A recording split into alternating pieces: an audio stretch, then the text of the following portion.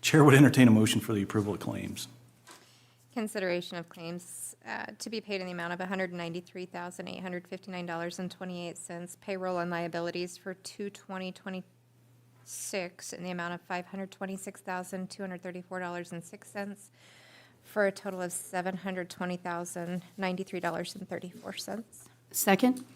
I have a motion by Councilwoman Johnson and a second by Councilwoman Brothers to approve consideration claims to be paid in the amount of $193,859.28. Payroll and liabilities for February 20th, 2026 in the amount of $526,234.06 for a total of $720,093.34.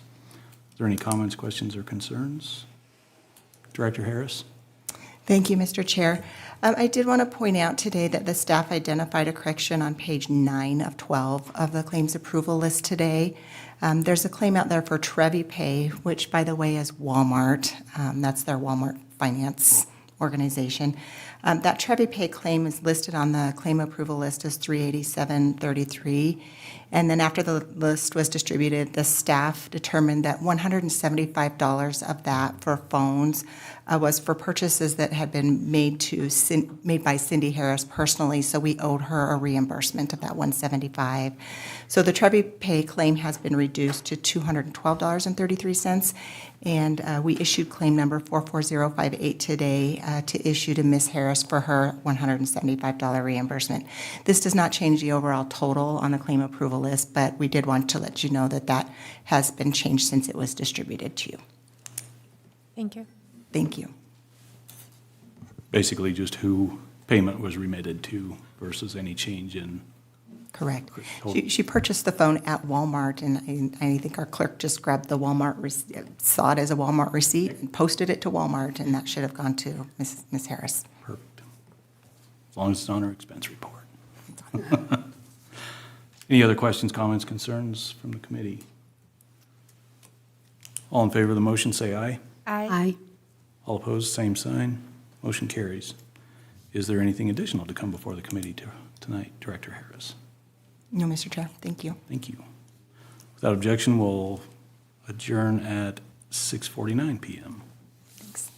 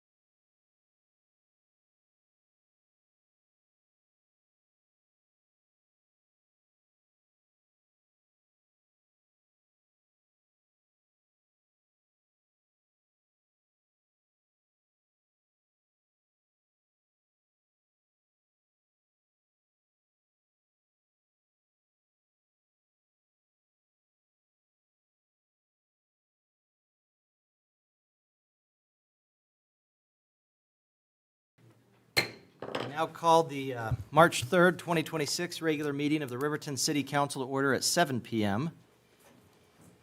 Councilmember Bailey has agreed to lead us in the Pledge of Allegiance, after which Councilwoman Borders will give us the invocation. If all could please rise and remove cover. I pledge allegiance to the flag of the United States of America and to the republic for which it stands, one nation under God, indivisible, with liberty and justice for all. Dear Heavenly Father, we thank you for the opportunity to meet tonight. We ask your guidance as we work together in our efforts to do what's best for our community. Strengthen us as we make decisions that are right for our citizens. We ask that you watch over our police and first responders who protect and serve every day. Thank you for the many blessings that you have bestowed upon us. In Jesus' name we pray. Amen. Amen.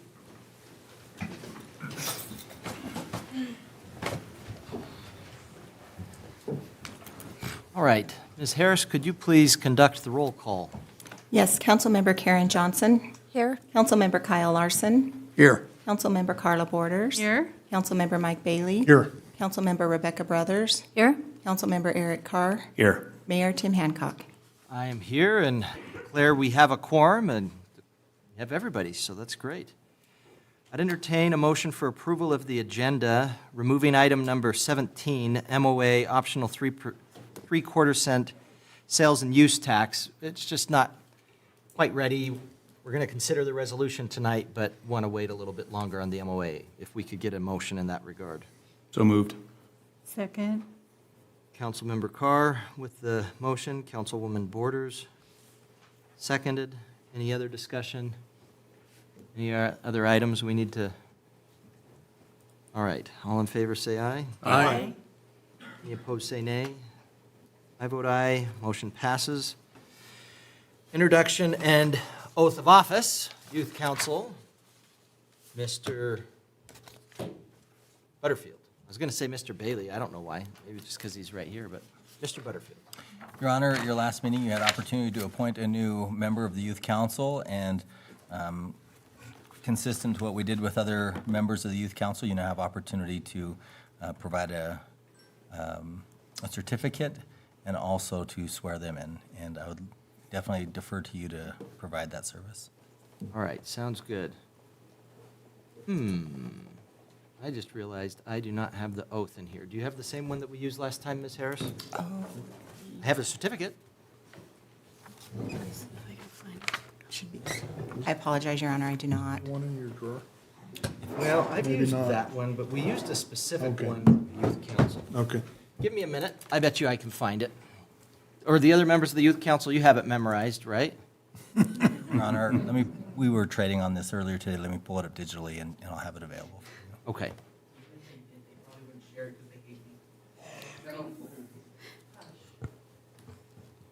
I have it. All right, come on up here, Mr. Thacker. Not up here, meet me at the podium if you wouldn't mind.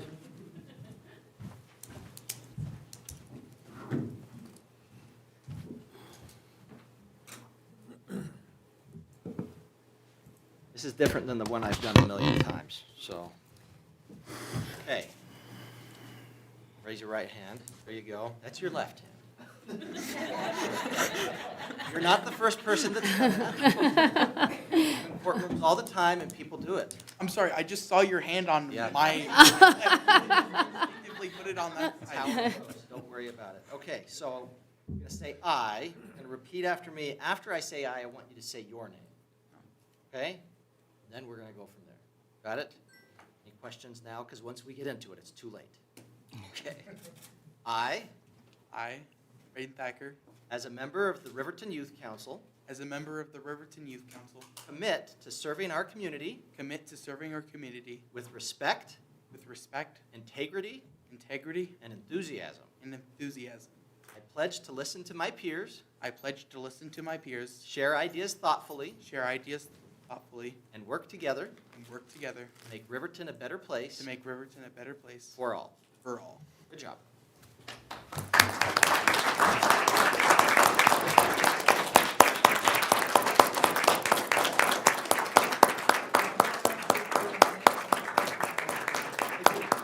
You get to do it. And you can start on this side. Most people don't. They start here. But you know what? Go there. I mean, Shake it up. Don't forget the chief. Oh. Thank you. Thanks. Thank you. well done. Congratulations. So proud of you. Congratulations, Braden.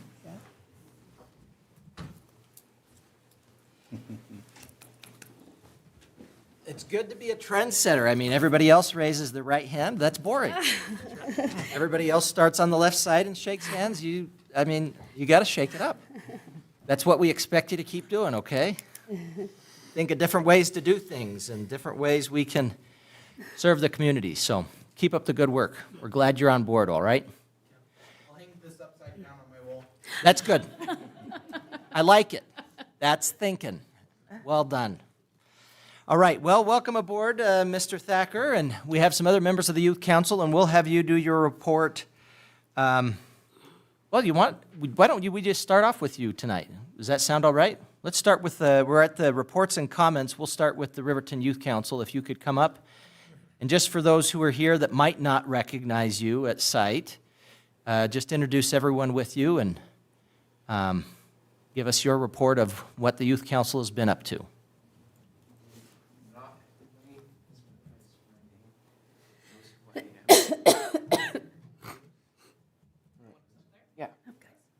Yeah, don't make him be up here alone.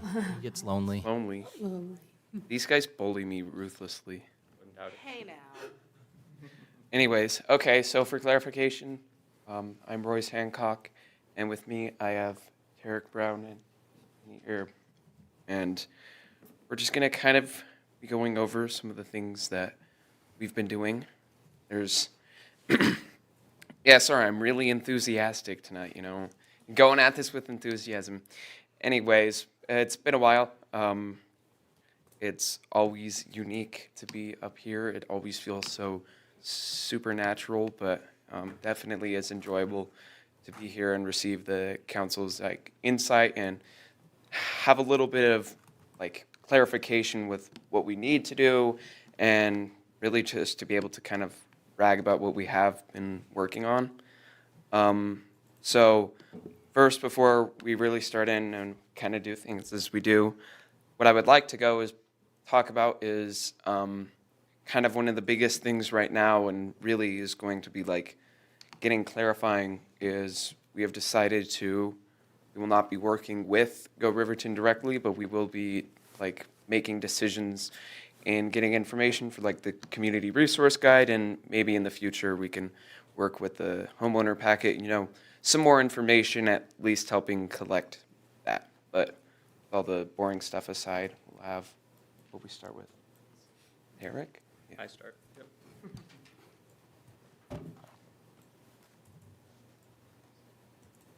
Alrighty. With that, it's been a minute since I've last been up here, so got to get used to it. We decided to create an annual goal-setting meeting on the 11th. To add Hunter onto the RIC, Braden officially joined the RYC, and we will be having a meeting with the library on the 10th to further find out how we can better help the youth with engagement with the library and its services offered overall. With that, I will turn the time over to Danny with more information about what we're doing. Good evening. We will be meeting with Representative Larson on the 25th, as he will be helping us with our goal setting. This was planned on February 18th.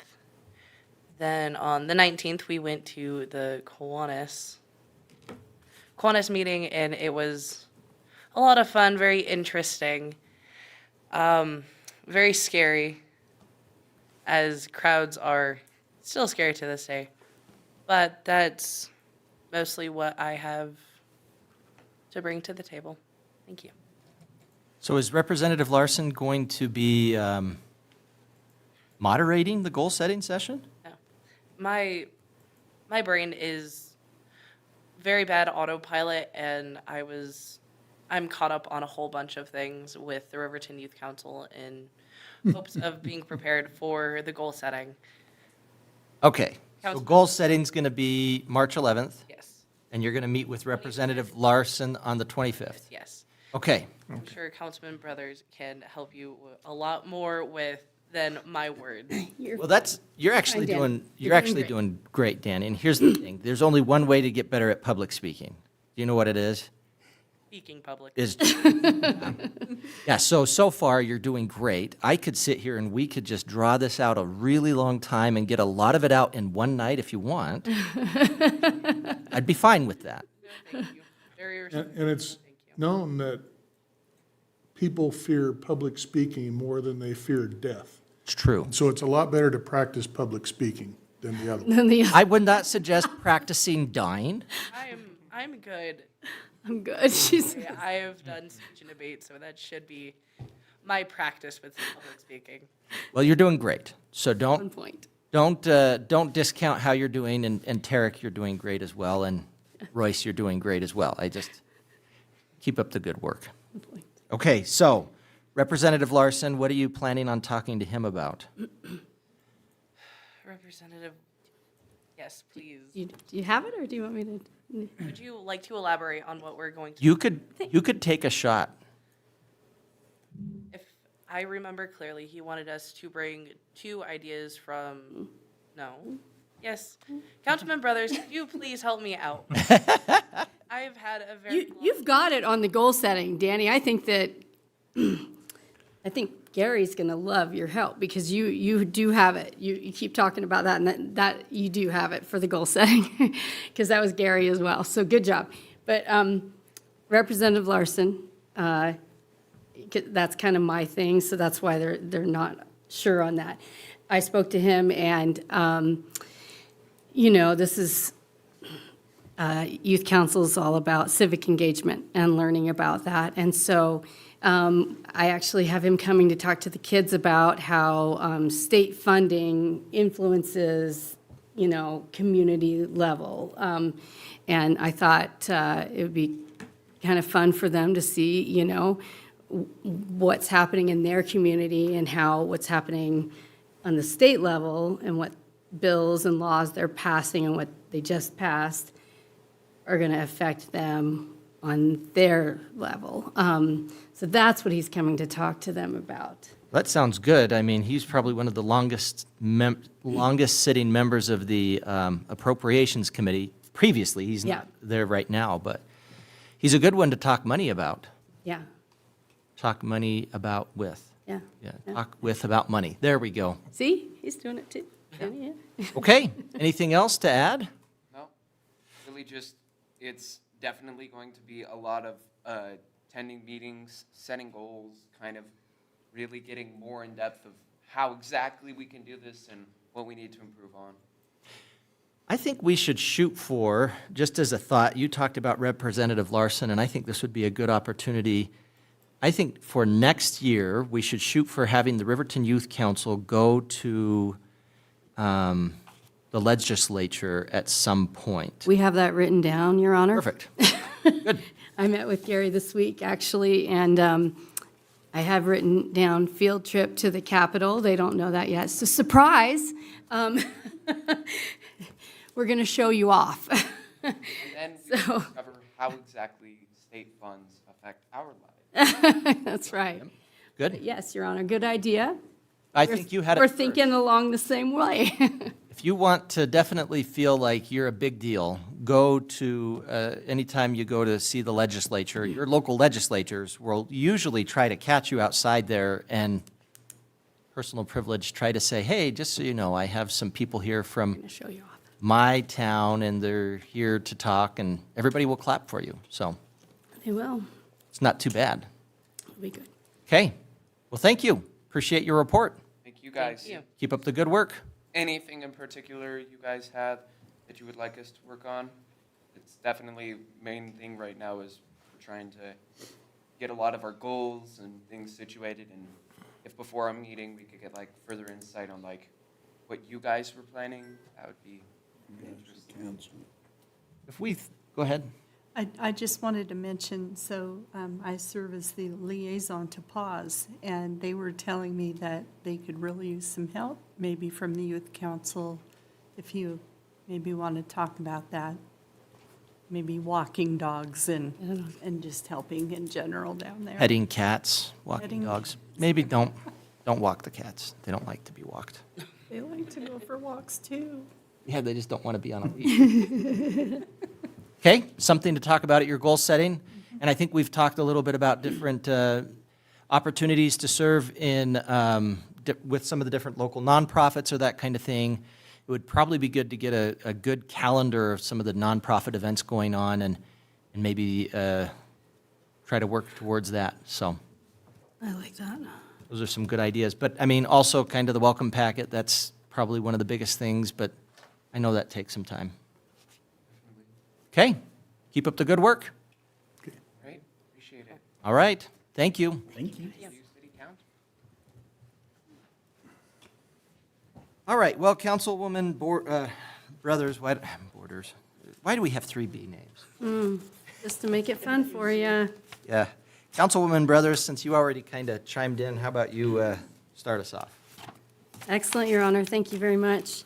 Well, last night I had a rec board meeting, and it went well, and we had after prom there, and hoping to support them some. And yep, so that was good. And then we had a youth council meeting on the 18th, and then, like I said, I met with Mr. Marchot, and he will be doing the goal-setting meeting, and we're very excited for him.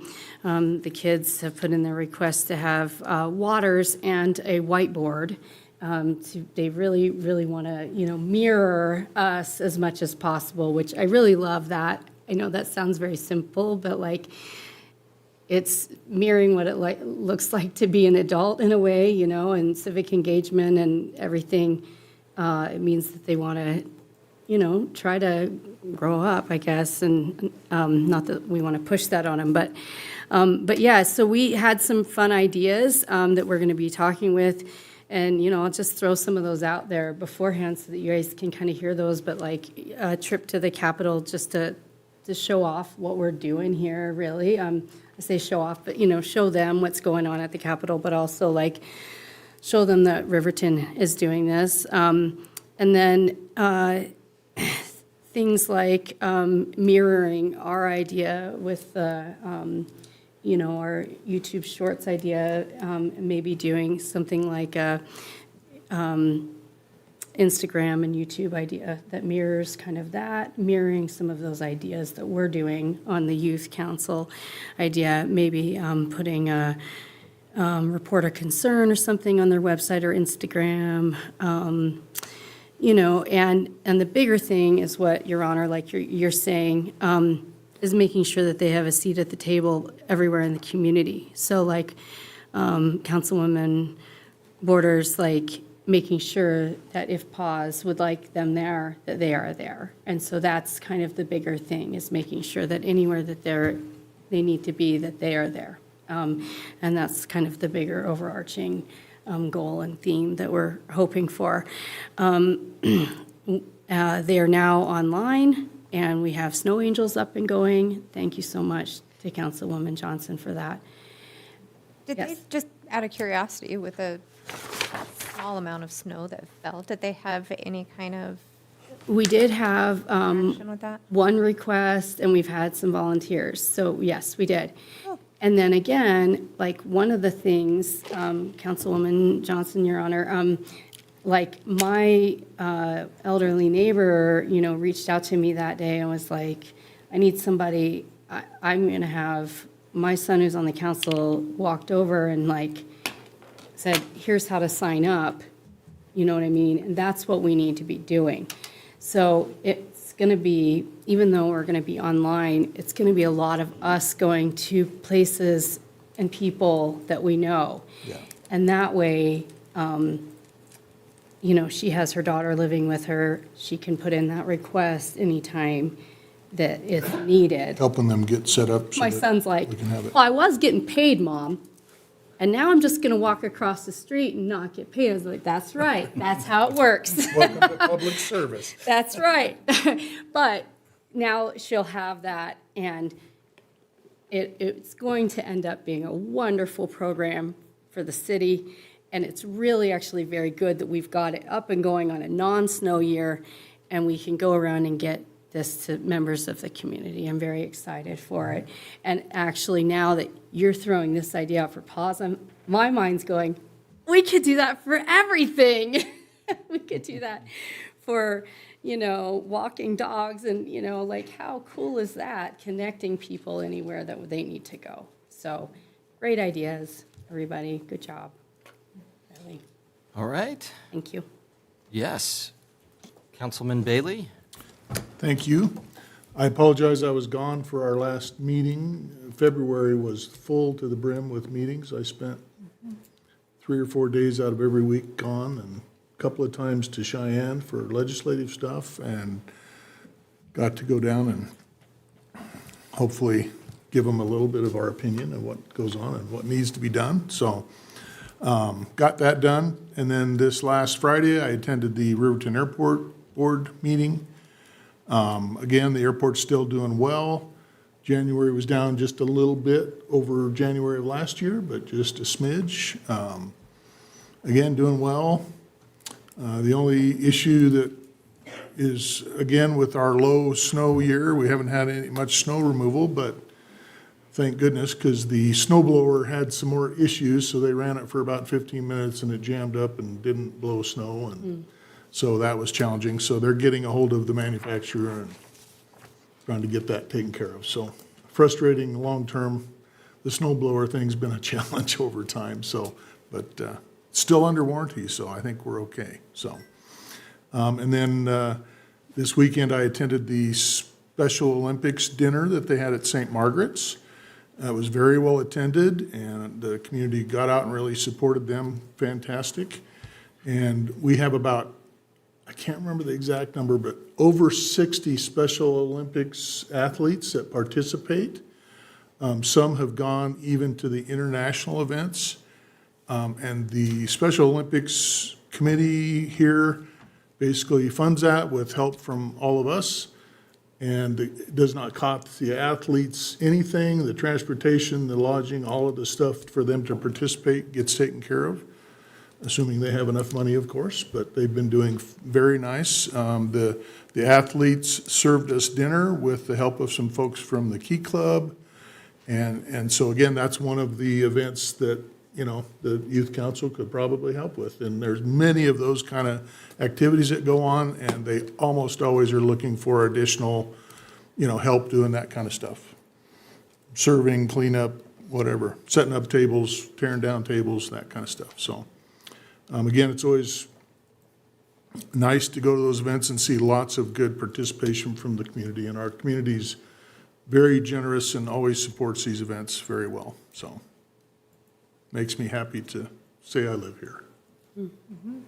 Amen. Councilman Carr? I only attended one meeting 2 Thursdays ago. We had a planning commission meeting, and that will go over here on the consent agenda. And I don't believe there's a planning commission meeting this week. I did not see a packet. Your Honor, there is a planning. Oh, there is? Yes. Well, there is. I will need, So if you could attend that.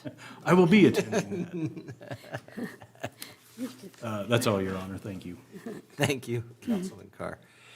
I just knew that because I'm on the email list, so I get all of the, when Chelsea's like, who's going to attend, let us know so we can make sure we have a quorum. So I get all of those, I'll be there, I won't be there, I'll be there, I won't be there. And so it's just a way that it gets kind of drilled in my brain whether we have planning commission or not. All right, well, sounds good. Councilwoman Borders. Your Honor, a couple of things I've attended. The 250 celebration, we have a parade committee, and we're planning on that. There'll be more details to come, but hopefully everybody's thinking about floats and what they could enter into the parade to just make it a big celebration. Let's see, I attended Jerry Kinsler's retirement party. Oh, nice. And that was pretty awesome. They've been in business like 51 years, I think, in the building they're in now. And it was just a really nice send-off that their kids did for them. And then I also attended the Empty Bowl. That was on February 19th, and I think that event just gets bigger and bigger. Endless tables of soup and fresh rolls, and it was really, really nice. So, and then I wanted to mention for Pause, they've got an upcoming event on March 21st. It's called the St. Patrick's Day Pub Crawl. And it starts, the registration's from noon to 1 at the Heritage Hall. And then the event actually starts at 1. They're going to have lots of cash prizes for best St. Patrick's Day costume. Patrick's Day. Patrick's Day. You have to put the emphasis Yes. on pause. So if anyone has questions, they can get a hold of Pause, and they can let them know what they want to find out. And other than that, that's about it. All right, sounds good. Councilwoman Johnson, just to completely take things out of order. Boy, you did. I attended last Tuesday the ad hoc tag committee meeting with fellow council members and helped make recommendations for tonight for the tag grants. There's a lot of really cool things going on in Riverton this year, and it's really, really hard to pick and choose, for lack of better words, what to support. But I think we did pretty good on that, so I'm excited about getting to that tonight. Just a couple of reminders. The Mercy House is having a vision dinner. That's Saturday, April 25th at 5:30. They are looking for some folks to attend that and help make that successful. So if you are open that date, I'm sure they would appreciate that. And aside from that, just been helping with the Fremont County Law Enforcement Foundation event coming up, getting stuff together for that. It's grown significantly, I think, and so it's going to be a good turnout. And I'm excited for the food this year. They're stuffing the hog with stuff, so it's actually exciting. So What day is that going to be again this day? That This is- month, this year? it is this year. It is this Sunday. I believe it's the 28th. So obviously everybody's welcome to come. We'd love as much support as possible. So $50 a couple now. $50 a couple, and live silent auction dinner. I don't know what all they have planned, to be real honest, but I know they've got some really cool stuff up for auction. There's going to be a safe that always has a little something in it. And I got to see that. It was pretty amazing. So, And that's going to be at the Fremont Center this year as opposed to the Shandell Event Center where it was last year. yes. Okay. And that's all I have. All right. Councilman Larson? Am I the last? Yeah, I don't know if I've ever had you last before, so we just got to, Your Honor, I attended the solid waste meeting last Monday in February, and the board is sound. We didn't raise any rates, but we would take arrangements for on cleanup days for taking certain amounts of trash for free if we made prior arrangements. And so instead of discounting, we would give grants out. wonder how that would work with the Rotary cleanup day. I'm You're making a writing it note for down. my wife. And I mentioned that, and the important thing is that we do not want to discriminate and give freebies to somebody and not give it to others. So we chose to give it to no one. The interesting thing, now that you mentioned that, is there is a calamity going on in Du Bois where they are unable to receive any more horse manure at the dumps.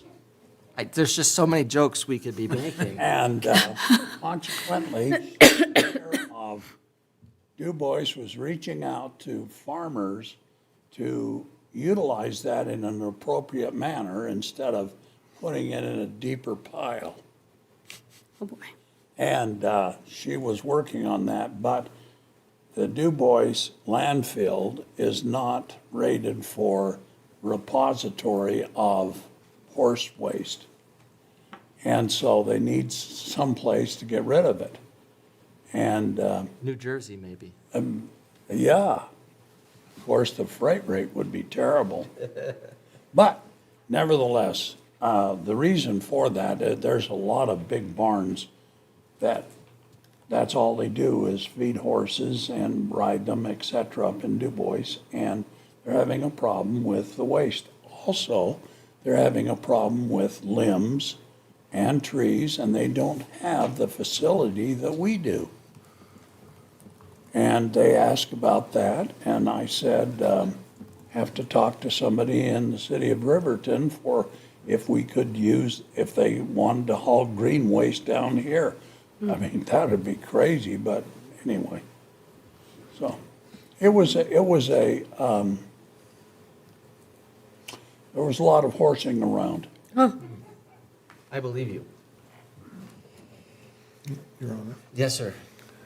Are I you w- offering to take their horse manure? No. I had one other item that I should mention so that I, get it in front of the public and don't get myself in trouble. Rotary has been in the past couple of years sponsoring the Riverton Community Cleanup. That date has been chosen, April 18th, which is a Saturday. And so I'll have my boss get a hold of your boss and figure out what they got to do with that. But any organization that would like to put together a crew, they're, going to start in the morning, and usually we're done by 11 or 12 o'clock. And everybody just takes a little section and we clean up. And last year, what was it? 15,000 pounds of trash or something in that range that we got rid of. And it really helps. Is there a meeting place, Mike? Yeah, usually we meet down at the Bailey Tire parking lot on Saturday Are you morning. familiar with it over there on And- Federal? Yeah. Oh, And then, the one with the big tire? or- yeah, the one with the big tire. I probably have to put $1 in the pot somewhere, but, Maybe you could fill it with horse manure. yeah. So, You just everybody put that on their calendar, and if you can get a group together, or you'll come down and we'll put you with a group to run around and pick up trash. And we've got gloves and pickers and all kinds of stuff that Orange vest. have been donated, and vests and all that kind of stuff, so that we all stay safe and we don't make any more of a mess on the road. No horsing around. That's it, no horsing around. I will take that message to solid waste, see if we can get some, See if we need to fill out a form. get a triplicate to form get filled that out going. for the grant. That's right. Do we have a grant writer that can write for solid waste? You could probably do it, Kyle. Thank you. All right.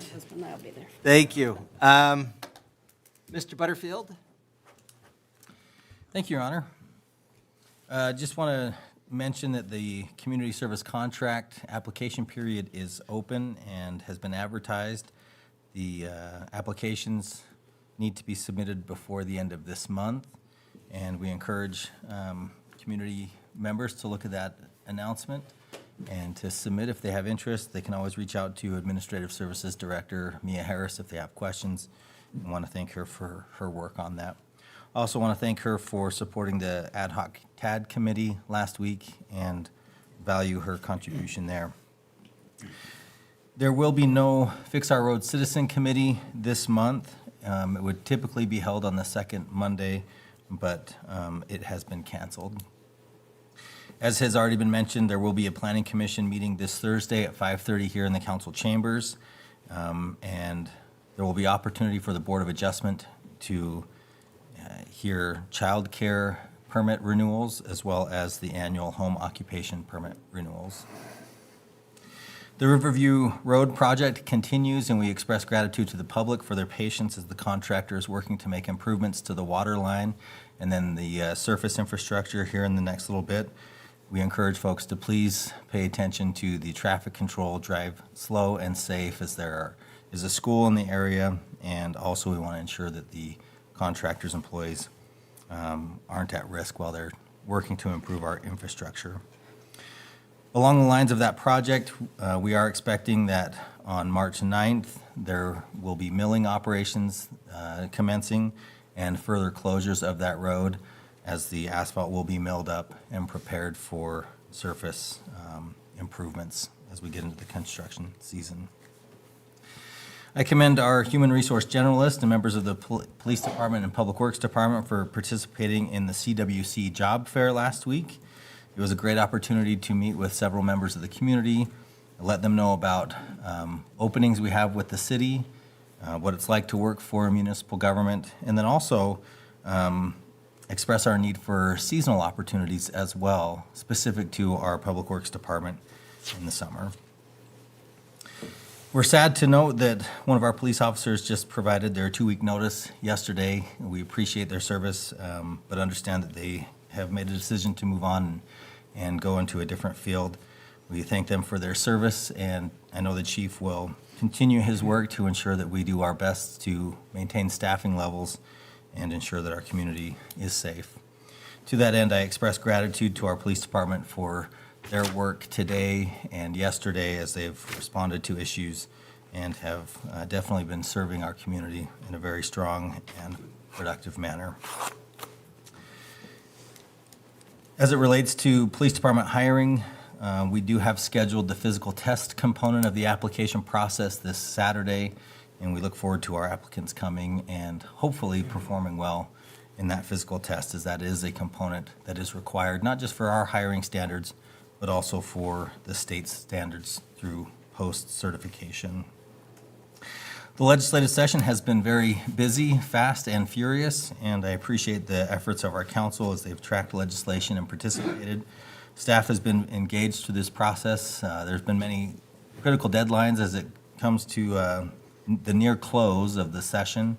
Today is one of those where if bills are not acted on that are on the general file, then they will not move forward and will expire. It's exciting to see that budget was able to be reached out of conference committee and is going to the governor's desk for review and potential signature. And we also are encouraged by some of the movement as it relates to direct distribution and change in how sales tax allocations will impact the city of Riverton. There are still several items of legislation that will impact us, and we remain vigilant in watching that and appreciate the efforts of WAM as they are at the Capitol on a daily basis. The DUI task force was out working this past weekend in Riverton and in Lander, and I commend the chief and our other chiefs in Fremont County for coordinating and participating together in improving our communities. Also want to thank WRTA because we're seeing that there is success through the Safe Rides program, and we appreciate their efforts there. Good. Your Honor, I ran through a number of things, and I'm double-checking my list, and I think that completes what I need to bring forward, but I'd be happy to stand for any questions. Okay. I also had the opportunity to attend the retirement for Jerry and Lori Kinsler and had a proclamation that I had read. I actually made some changes to it, so I'm going to have to get you a new version of it, Mia, so we can have that recorded, but I'll get that to you. It was a great opportunity. I want to share a little bit of what I guess I had shared about that. So first off, I've lived in Riverton most of my life, and at least the last 15 years, every single Mother's Day, my mom just says all she wants is a corsage. And every single year we get one, or have gotten one, from Jerry. And it's just been calling them up and saying, I'd like to get a corsage for my mother. This is her name. They're like, oh yeah, we'll get something. And every year she loves it and makes a big deal about it. And that kind of individual service is such a benefit to a community. Yeah. And it happens with everything. Jerry's has been there throughout so many different people's important times in their lives, whether it's graduation, whether it's deaths, whatever it might be. And it's definitely going to be, there's a hole. It's just the way it's going to be. And I appreciate that there's, Sweetwater is stepping up to provide some of that service and everything. But it's been good. And I want to share just kind of a funny story that I shared during that. Kind of funny. We started talking about shoplifting a couple of years back, and what can we do about some of the shoplifting we've had around the community. And there were a lot of different ideas, and one of the things that I just remember very well, this was about 8-10 years ago, was Jerry's strategy for dealing with shoplifters was just to greet them the minute they come in the door, which is simultaneously a great strategy for shoplifting and simultaneously also just good customer service. And I just thought that was an incredible idea to say, I'm going to basically try to befriend or greet people as they come in the door so that they're less likely to steal from me. Now, I don't know how well that strategy worked. You'd have to ask Jerry. I don't know. But I can tell you in my years as a prosecutor, I don't think I have ever prosecuted a case where somebody stole something from Jerry's store. So good, bad, or indifferent, maybe it was a strategy that worked.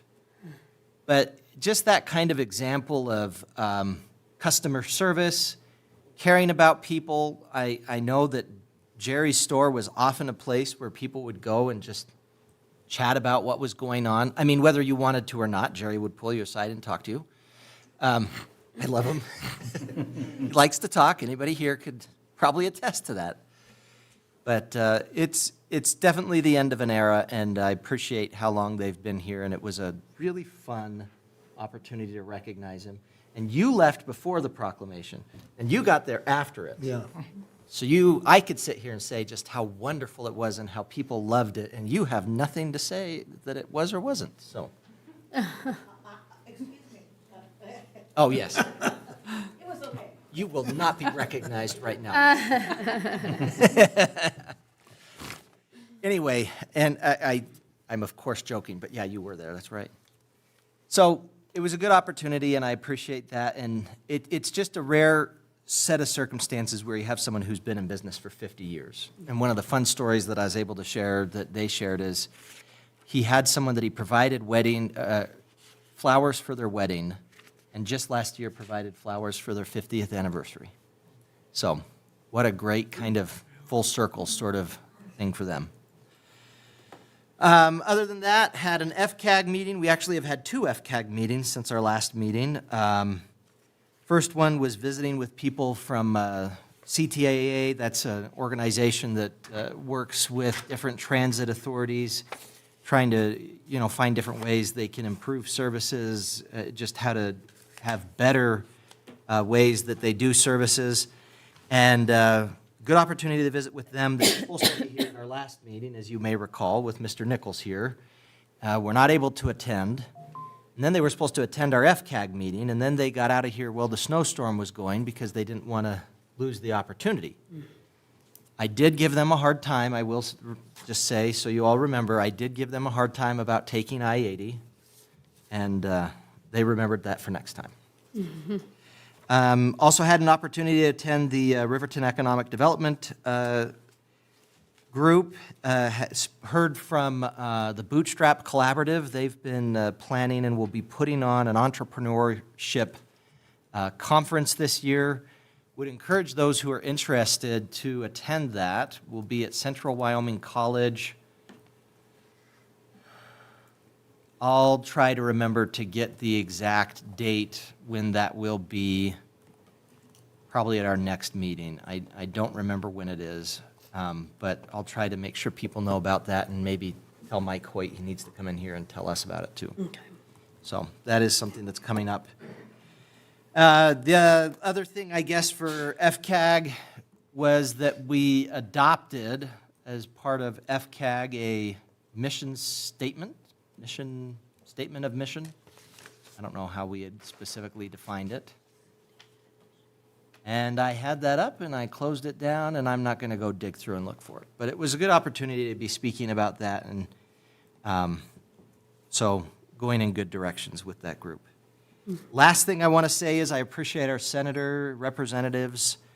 They did a lot of hard work working towards the budget. Definitely appreciate Senator Salazar. You may have been keeping track of this or may not have, but we've had what we've called supplemental funding or direct distribution from the state that goes towards the communities, counties, and to cities, municipalities. And to make that a more permanent thing so that we're not going and speaking to them every budget session, there had been discussion and was adopted, modifying how the sales tax is the percentage that goes to the communities versus the percentage that's going to the state and increasing the amount of that would be going to communities so that it can change the way that it works so that we're not having to go to them every 2 years and ask for direct distribution. So that's become more of a permanent thing and should, once the governor signs the budget, please do so, Governor, if you're listening to this, which I doubt. But I appreciate that one of the votes specifically to increase that from what had been at 7% to 8% was Senator Salazar. So I appreciate him listening to his constituents. We specifically grabbed him and said, hey, 7's great. Could we do 8? And he hemmed and hawed and said probably not. And then he did. So appreciate him stepping up for Riverton in that regard. All right. Next on the agenda, we have communication from the floor, citizens' comments. Anyone in the audience wishing to address the council regarding an item that's scheduled for a public hearing will be given an opportunity during that public hearing. If you would like to speak about something that's not on the agenda, this would be a good time to speak. I would note that in either event, we're going to have a timer up here if it's working. Is it working, Max? Okay, we're going to have a timer up here that will let you know if you're part of a group. We'll give you 10 minutes to kind of split it between you and the other members of your group. If you're an individual, I'd ask you to keep your comments to 5 minutes. In either event, would ask you if it's going to be something where you're going to be speaking during an agenda item, which is fine. When we call the agenda item, if you'd like to come up and speak about it, then just try to get my attention and I'll recognize you and give you a chance to speak. If it's during an agenda item, I'd ask you to keep your comments directed to that item, not to have it stray out of topic. I'd also ask you to avoid comments of a personal nature reflecting on the character or conduct of another person, personal criticism, ridicule, name-calling, fighting words, other disruptive kind of language. I'd ask you to refrain from that. But I'd also ask you to come up, tell us your name, and if you're with an group, which group you're with, and we'll give you some time right now.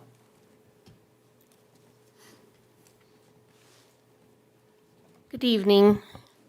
For anyone that doesn't know, I'm Cindy with the Riverton Chamber and Visitor Center. I come monthly and give a little report about the chamber and what's going on. I've got some pamphlets here.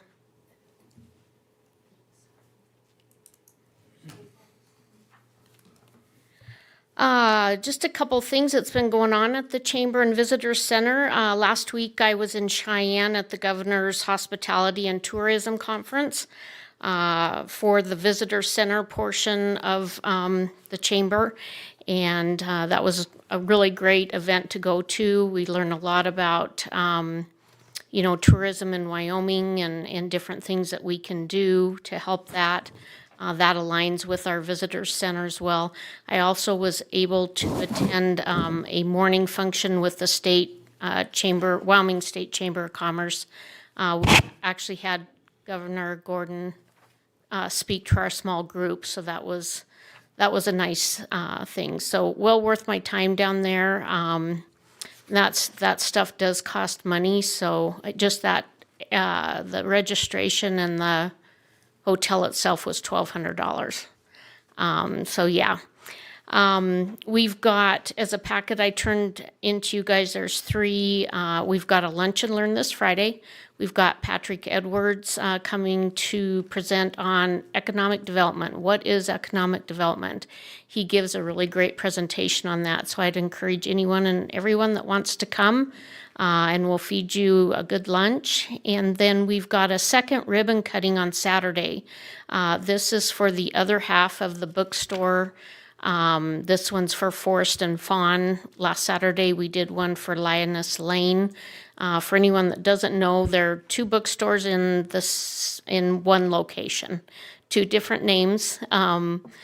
So it's kind of fun to see what they've got going on. We're really happy to have them on Main Street. So come at 9:30. We're going to do a quick ribbon cutting before they start their grand openings. So at the end of the month, we have our after hours. It's going to be at the Boys and Girls Club. So that should be a good event.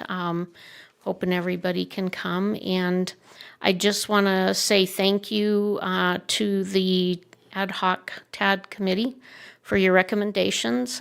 Do appreciate it, and I know how hard it is and how hard it is to do the applications, to get them just right. And you always think you should do something different after you've done it, and it's just hard. So I appreciate the work you guys do and your recommendation. And I'm open for any questions, if anyone has anything for me.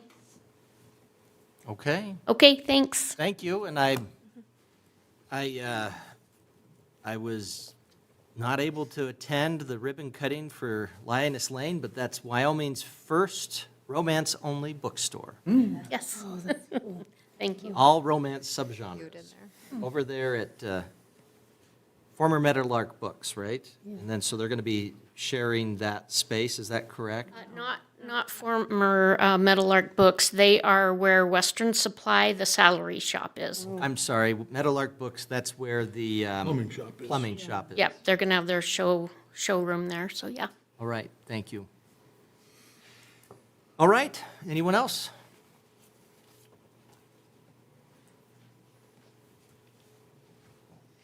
Good evening. I am Andrea Watson with, that scared me.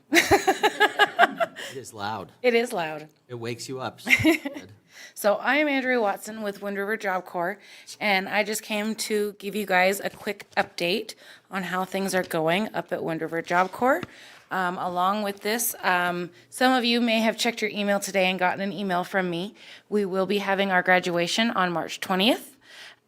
We do humbly invite our council members to attend our graduation. Please RSVP and let me know if you're going to be in attendance. That way I can let security know who's coming and everything. So I also brought you guys invitations. I'm going to bring you guys, pass out one of these impact statements as well as the newest edition of our newsletter. I just wanted to let you guys know that from January 1st of this year, we have enrolled 53 new students. We have graduated since June 1st of 2025 to February 28th of 2026, 76 students. Out of those 76 students, and I'm going to apologize right here because it says 50, it should say 51. 51 students have full-time trade-related jobs. 12 of them went into apprenticeships, 4 of them are in college enrollments, 2 of them are military enlistments, and 4 of them are in advanced training transfers. With the advanced training transfers, excuse me, we currently have 3 of our welding students that are applying for the Ingalls Shipyard Advanced Training Program with the Gulfport Job Corps. So they will go down there. They actually get to work on the naval ships at the Ingalls Shipyard there in Mississippi. And for the first 3 months, they are in the transition hub where they learn how to save their money, their personal finance, as they're earning a wage while they're working on these ships. And they take our welders, our pipe fitters, our carpentry students, our BCT students, and our electrical students. So it's an amazing opportunity for these young men and women that are coming out of our centers and all the centers across the nation. So I'm going to pass these out for you guys. Does it have the time of the graduation? 3 o'clock. 3, perfect. I'd also like to let you guys know that last week, our center director went to the National Job Corps Spring Conference in Washington, D.C., and met with legislators for Hill Day. And during that, they also have a conference for the National Job Corps Association. And our center won a gold star from the National Job Corps for community engagement. So just wanted to share that great information with you. And I'm here if you guys have any questions. Any questions? Appreciate it. So it sounds like, you said since June of last year, you've had 76 students graduate. You've had 50 new students since January. That sounds like that's a lot more than you would normally just have in a 3-month period. So we were bringing in about 9 students every week when we were given the go-ahead to start bringing new students in. And then so we go to school year round. Our students only get break in the wintertime. They get about two weeks off in the wintertime. So we didn't bring in a bunch of students in December because there was no sense in bringing them in and then turning around and shipping them back out for winter break. So our very first class that we brought back, started bringing students in that first week of January after winter break. We had 17. We were scheduled to have 19, but we ended up having 17 students that arrived on center. And so our numbers have kind of gone sporadic. We've had, 19 and then 9 and then 6 and then 5 and, different numbers throughout the weeks, but. Good, though. Keep up the good work. Thank you. Look forward to being there for graduation. All right, sounds Thank good. Do I take that as your confirmation? I sent you an email. Okay. Yes, I will be there. I actually saw you when I walked in and I realized I hadn't emailed you back yet, so I did.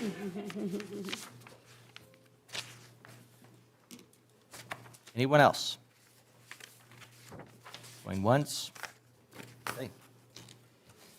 We'll go to the consent agenda. Administrative Services Director, Ms. Harris, would you please read the consent agenda items by title only?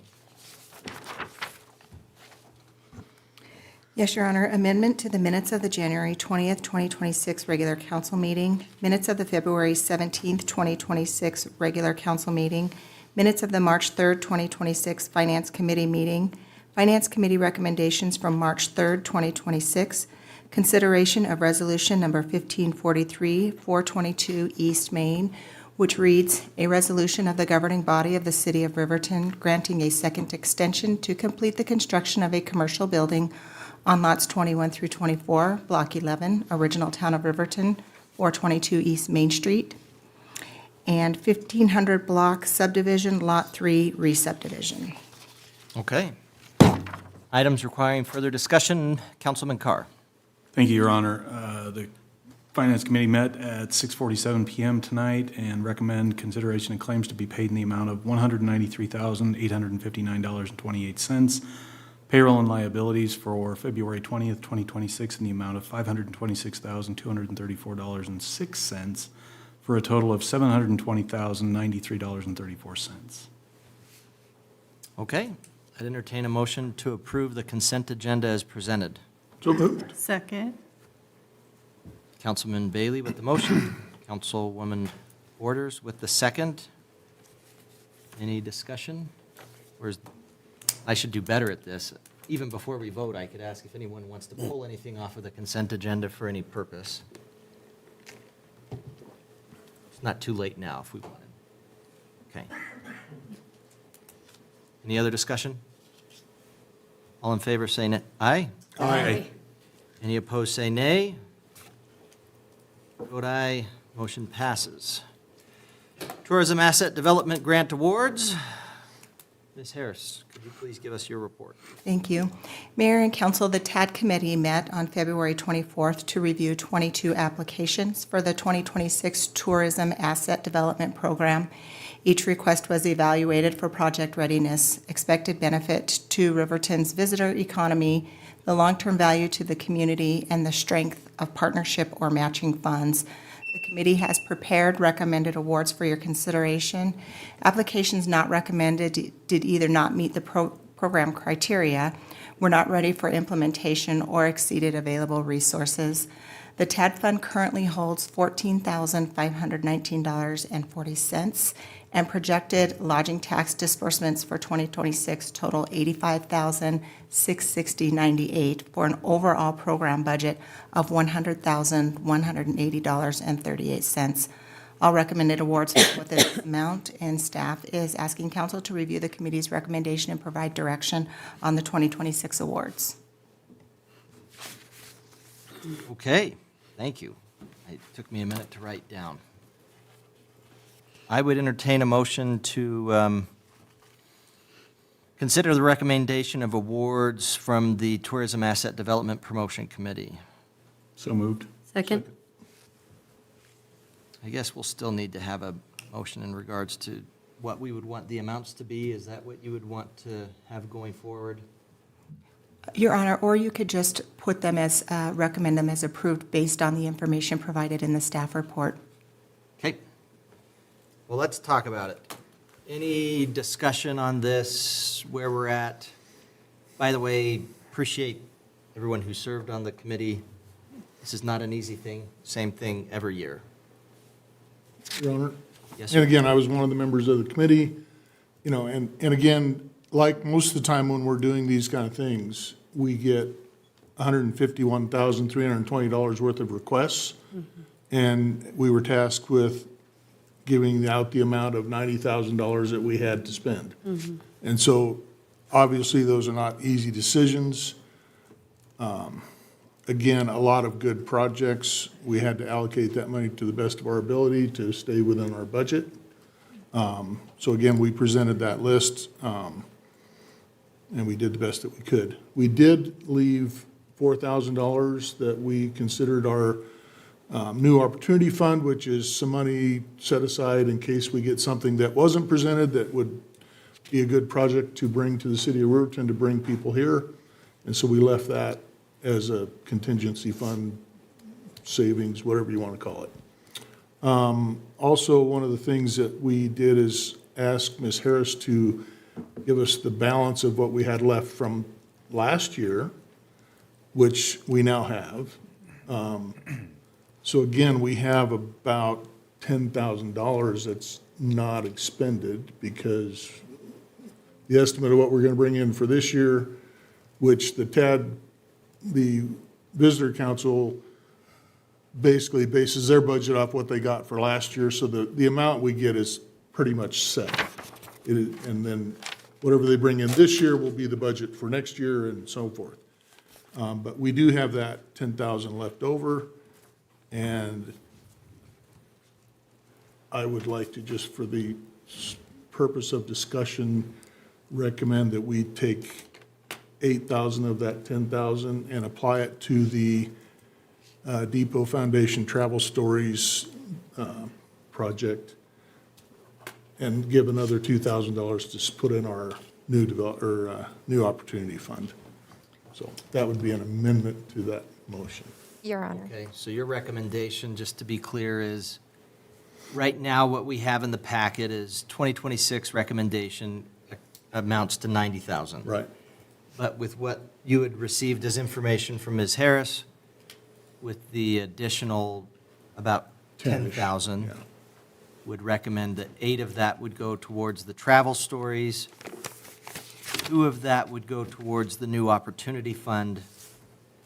In other words, as the year goes on, we'd keep our ears out for anything that would be coming along. Okay.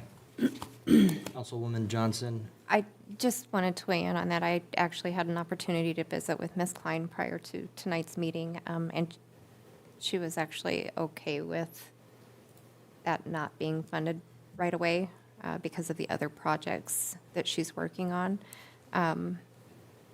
So if she would like to come up and visit about that a little bit. Thank you. I'm Kathy Klein, and submitted those. The travel stories piece, I need to ask cultural tourism if, I want to ask cultural tourism for funds. I can't ask them for funds unless I have matching funds. I could, originally, if this had been okayed, I would have planned to ask them for those funds in April. Because it wasn't okay, I figured, well, I'll ask for them in October in hopes that I could come back to you guys in January next year and ask for those funds again. If you do have those funds out there, I really appreciate you thinking of us. And I probably would still ask Cultural Trust Fund in October instead of April, because that'll just fit with my work schedule.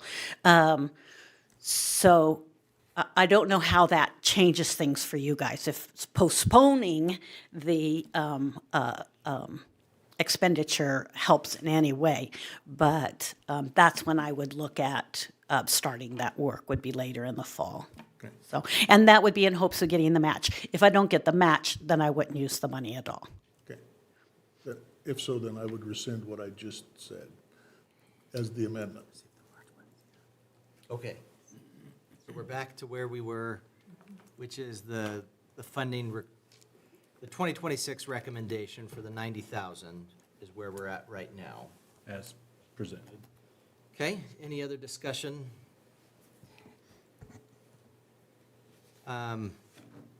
So Fremont County Fair. Tell me about that item, if you could. Anybody that's on? I will, yeah, I believe their ask was 10,000. And I think that we just had discussed that they had faced some challenging times here recently, and we tried to help with that because we felt that the fair is a big event that goes on in our community, and we really wanted to support it this year. We really focused on things that bring in tourism to our area, things that are big events that people attend, and we tried to give as much as we possibly could within reason. And so we gave a little bit more to the fair this year to help keep that going. It supports youth in so many ways, and there's a lot of things that goes on there. And I think we really wanted to see that continue for the community. Well, they always have just good events. They can bring in some fun things that are unique and enjoyable, and that's good. I just know that, I don't know that we've had as much for that in the past, and I appreciate the committee looking at that. And, I mean, I think it brings people in. And I think. Oh, definitely. I think the only other one that got more than they typically do was or that we recommended was the Riverton Raiders. I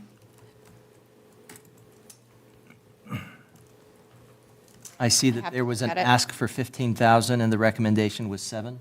Yeah, we recommended 7. Last year they got 4, but they are hosting additional tournaments this year and 4, I believe. And they have 3 doubleheaders, I think, going on too. So And that's bringing people in, staying overnight. pretty significant. Yeah. So we did recommend a little bit more to them this year, and then tried to give as much as we could to everyone else. And then I think the Weapons Collectors Association, we had something last year for that again as well, didn't we? I think they were new. They were new? If I might, Your Honor, members of the council, City of Riverton staff, and I shared with Ms. Harris our newsletter, and you're all going to be getting it before our members are even getting it, because 162 of them went out in the mail today. So you're getting it before the post office can deliver it. I'm Marilyn Midhour. I'm the secretary with the Wyoming Weapons Collectors Association. I did talk with you last year, and you were kind enough to give us a proclamation recognizing our members for the ongoing support that they pump into our local Riverton economy. This is our 37th annual gun show. We didn't have one in 2020 because of the COVID pandemic, but since the mid-'80s, we've been in Riverton every single year over Memorial Weekend. And last year, we had 118 vendors who came in from out of town. And they are guaranteed they're going to be staying in hotel rooms, they're going to be spending money here. And so our proposal was actually a little bit different. It's not just a shotgun of advertising, a shotgun of marketing. We want to focus on that I-25 corridor, starting at Casper and extending down into Larimer, Weld, and Boulder counties in Colorado. Because in Colorado, they're not as Second Amendment friendly as we are here in Wyoming. And we've already been approached by the Colorado Collectors Association. They had to leave Denver. They were actually run out of Denver, so now they're doing their show in Greeley. So we've been approached by them saying, hey, why don't you move your show to Cheyenne, and we can come up to Cheyenne and meet you, and we'll have a collective show together. And as I think most of you know, I live right here in Fremont County. I was very thrilled when we could move the main office for the Wyoming Weapons Collectors to Fremont County last year. I want to see that money continuing to come into our area. I don't want to see that money go to Natrona County or Laramie County or Albany County. I don't want to see it go anywhere but right here in Fremont County, right here in Riverton where it belongs. So what our proposal is for is to target those people primarily in northern Colorado, but starting out with that I-25 corridor, going from Casper to the Colorado border and then into Colorado. The reason for that, when you're targeting people that are traveling from that distance, they're going to stay overnight. And if they don't stay at least one night, chances are we're going to be able to wrangle them into staying more than one night, especially on a holiday weekend. We're offering a lot of a lot of perks this year. When you take a look at your newsletter, we have a youth shooting range set up. We're doing a Sunday morning cowboy church that's open to the entire community. We're really doubling down on family. Our focus has always been on youth education, safety, and marksmanship, and we'll continue along those lines, but we're really doubling down on attracting families and bringing younger people into the fold. So what our marketing plan is for a 35-plus demographic, cutting off at about age 70, and we're targeting people who are homeowners with an annual income in excess of $125,000, home values in excess of $300,000, with an inclination to travel, who are already gun owners. So we are very targeted in that marketing, and I will stand for any questions. I appreciate it, Ms. Midhour, and appreciate you letting us know about that. And I just had in the back of my mind, I knew that we had done something last year, but We did a proclamation. Thank you deal. very much for that, and this is our first time asking for TAD funding. perfect. And Right. in all of these years, I don't think people were probably thinking quite as big as we're thinking right now. We have a great group of people from all across the state. We also have board members from Colorado and Montana. We have members as far east as the Indianapolis area and as far west as Las Vegas. All right. Thank you. I just wanted to express in your application how detailed it was. I'm detail-oriented, and so I appreciate, and I like your method of targeting a Thank you. specific thing. I think our recommendation was because this is the first time, and so we went with the bare minimum to see how that works out, and I'm hopeful that if it works out and we see bigger numbers and things like that, that we'll be able to fund additional to target even more. But I just wanted to say I appreciate the time and effort that you put into the application with all the detail. Thank you. On that. I appreciate hearing that, because sometimes I have a background in marketing, and so for me, it's a puzzle. It's putting everything together and figuring out where can we best spend that money. You know, right now, we already have national ads going, we have statewide ads going, we have ads going in bordering states, and then we hold off on our local advertising until a lot closer to the event itself. And we're going to be sold out again this year. We were sold out last year. We have 2 buildings at the Fremont County Fairgrounds this year. We have Heritage Hall along with the Fremont Center, and we will be once again sold out. Good deal. It's great. I just think that it's a good use of what the money is supposed to be used for. Thank And you. so I just appreciated the time and detail you put into that, so thank you. Thank you, Your Honor, and members of the council. I appreciate you very much. Thank you, Ms. Midhour. All right. Anything else on this? Do we need, I guess we've already just had a motion to discuss it. Do we need a motion in terms of, or could you just get consensus in terms of approval from the council? What do you think, Mr. Butterfield, Ms. Harris?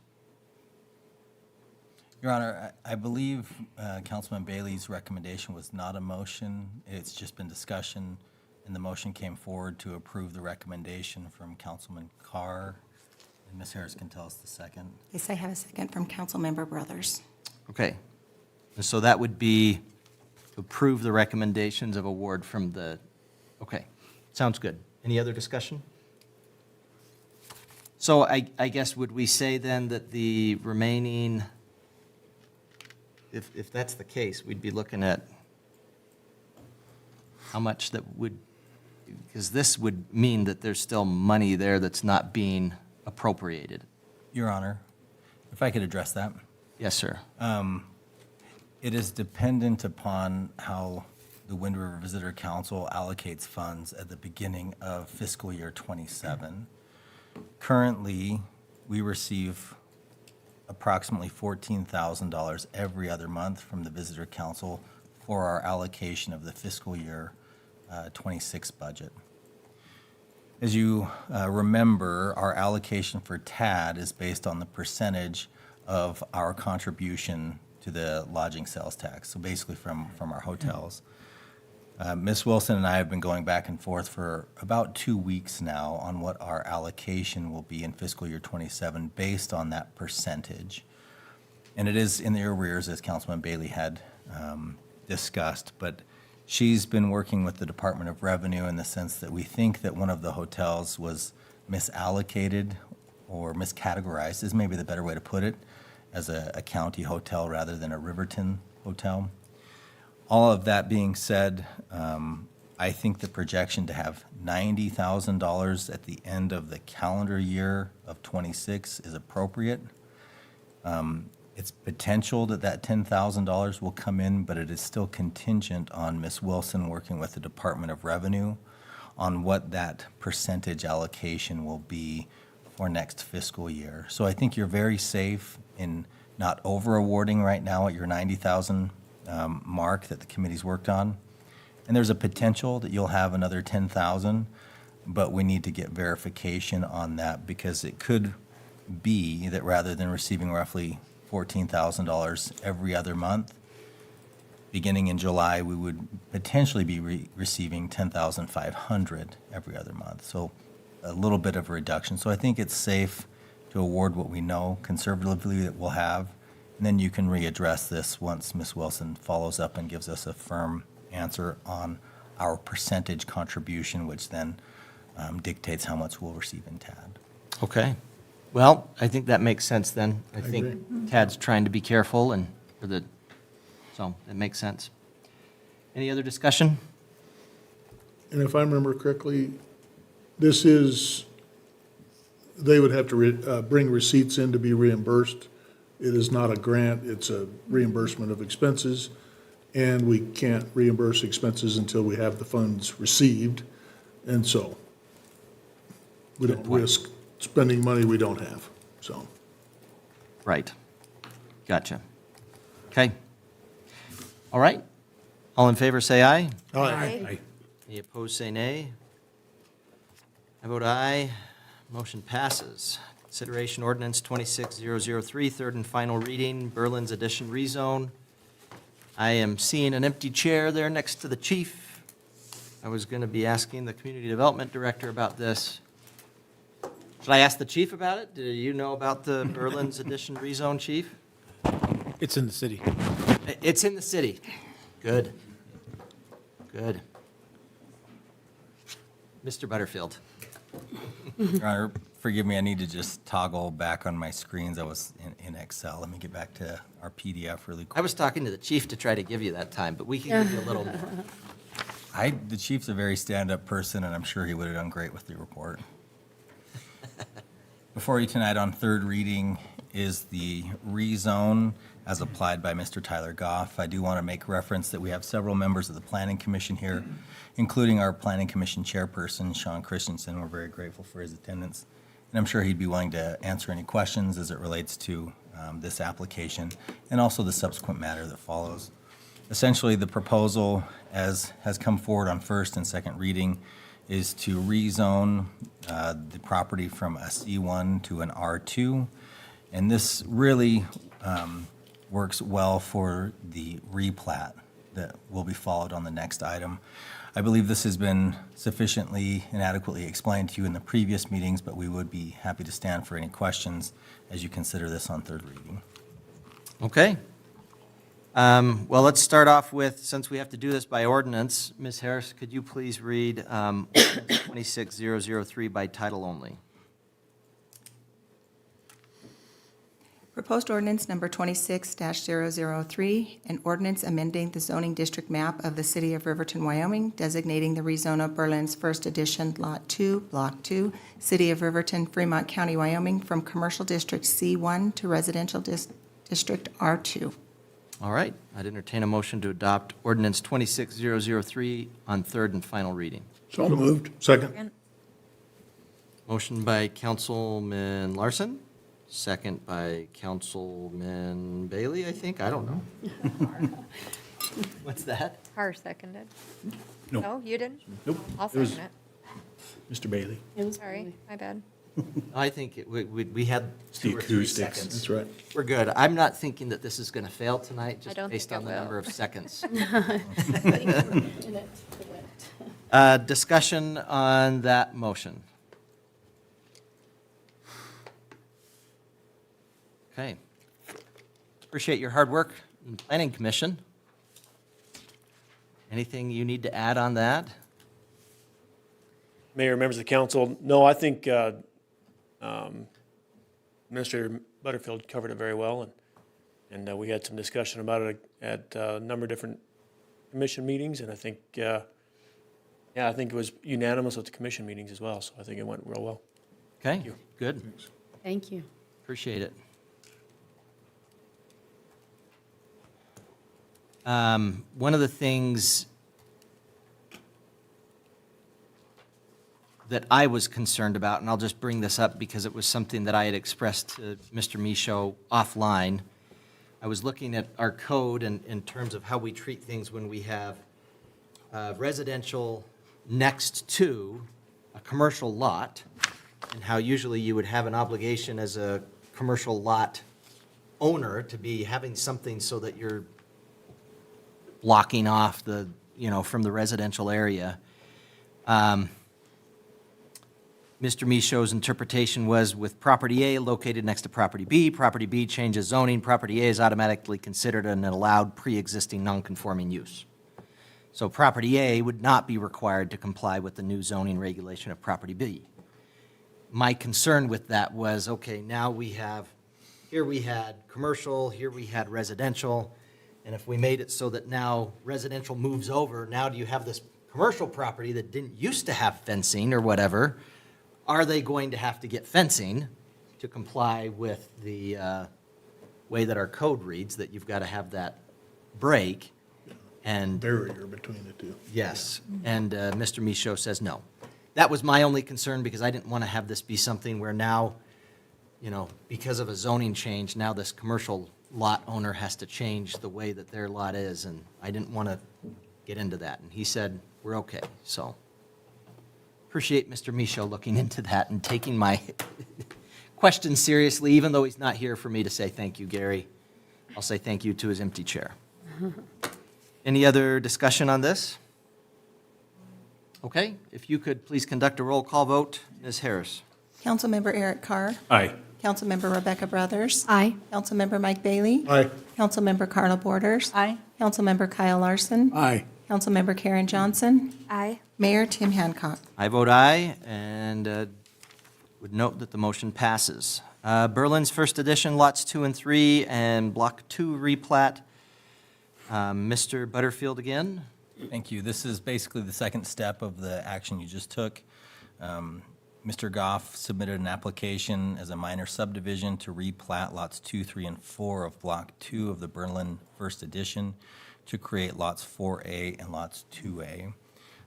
In your packet is a description of what that replat looks like and what the new lots created by this potential action would be from a parameter standpoint. I do think that it's important to note that with your previous action, it creates a situation where Lot 2A would not be governed by 2 separate zones. So I think that was appropriate and smart on the part of the applicant, the Planning Commission, city staff, and you as a council. The Planning Commission has had opportunity to review this replat application. Again, you have your Planning Commission chairperson here to provide any supplemental information, but it is our recommendation that you approve this replat to create lots 4A and 2A. All right, I'd entertain a motion. Motion. Nothing to do with cows here in this. Is there, Mr. Goff? No cows? No motions. All right.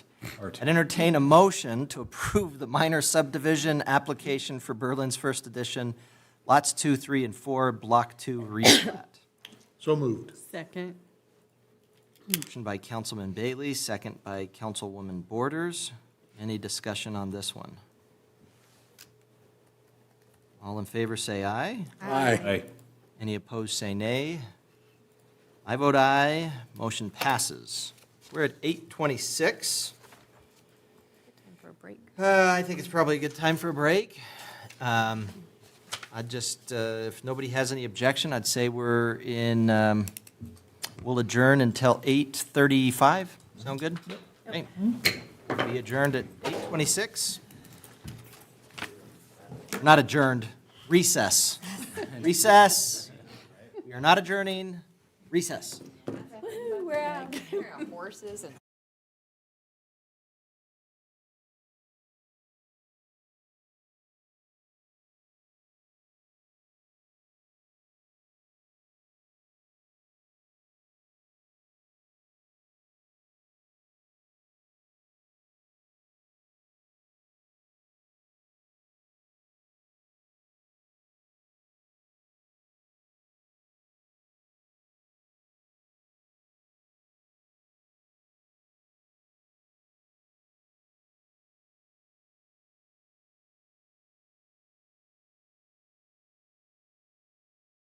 tonight. 'Cause I got a All right. So friendly wager doesn't mean there's actually any money. I was hoping to make some money, but oh well. Okay, engineering services agreement, West Main Waterline Project, Public Works Directors, oh, you're right here, Brendan. Would you give us your report, please, Mr. Tillman? Thank you, Your Honor, members of the council. Tonight in front of you is the consulting services agreement for the approval between HDR Engineering and the City of Riverton. This is for design services for the West Main Street Water Transmission Line Project. As a background, this water line project will replace over a mile of water line in West Main Street. It will eliminate approximately 1,000 feet of transite water line. This is line that the EPA has recommended that the city replace within the boundary of the city limits. It'll provide a much-needed supply to the streets off the roadway that are currently undersupplied or have poor material that connect those streets. And then, as a reminder, this was the first project that was recommended for completion with the 2023 Level 1 Master Plan study. So, with the funding secured, the final step is to secure an engineer consultant agreement. The consultant will need to work with WYDOT as well as our funding partners, which are Wyoming Water Development Commission, which will supply up to 50%, provide up to 50% funding for this project, and then the state revolving funding. Once designed, the project will be placed into the bid plans for WYDOT for the West Main Street project, and that'll go into effect for the 2027 construction season. As a reminder, HDR Incorporated was the top-ranked firm after a 3-week advertisement period, and then they were selected after the interview portion of the selection portion of the project. Excuse me.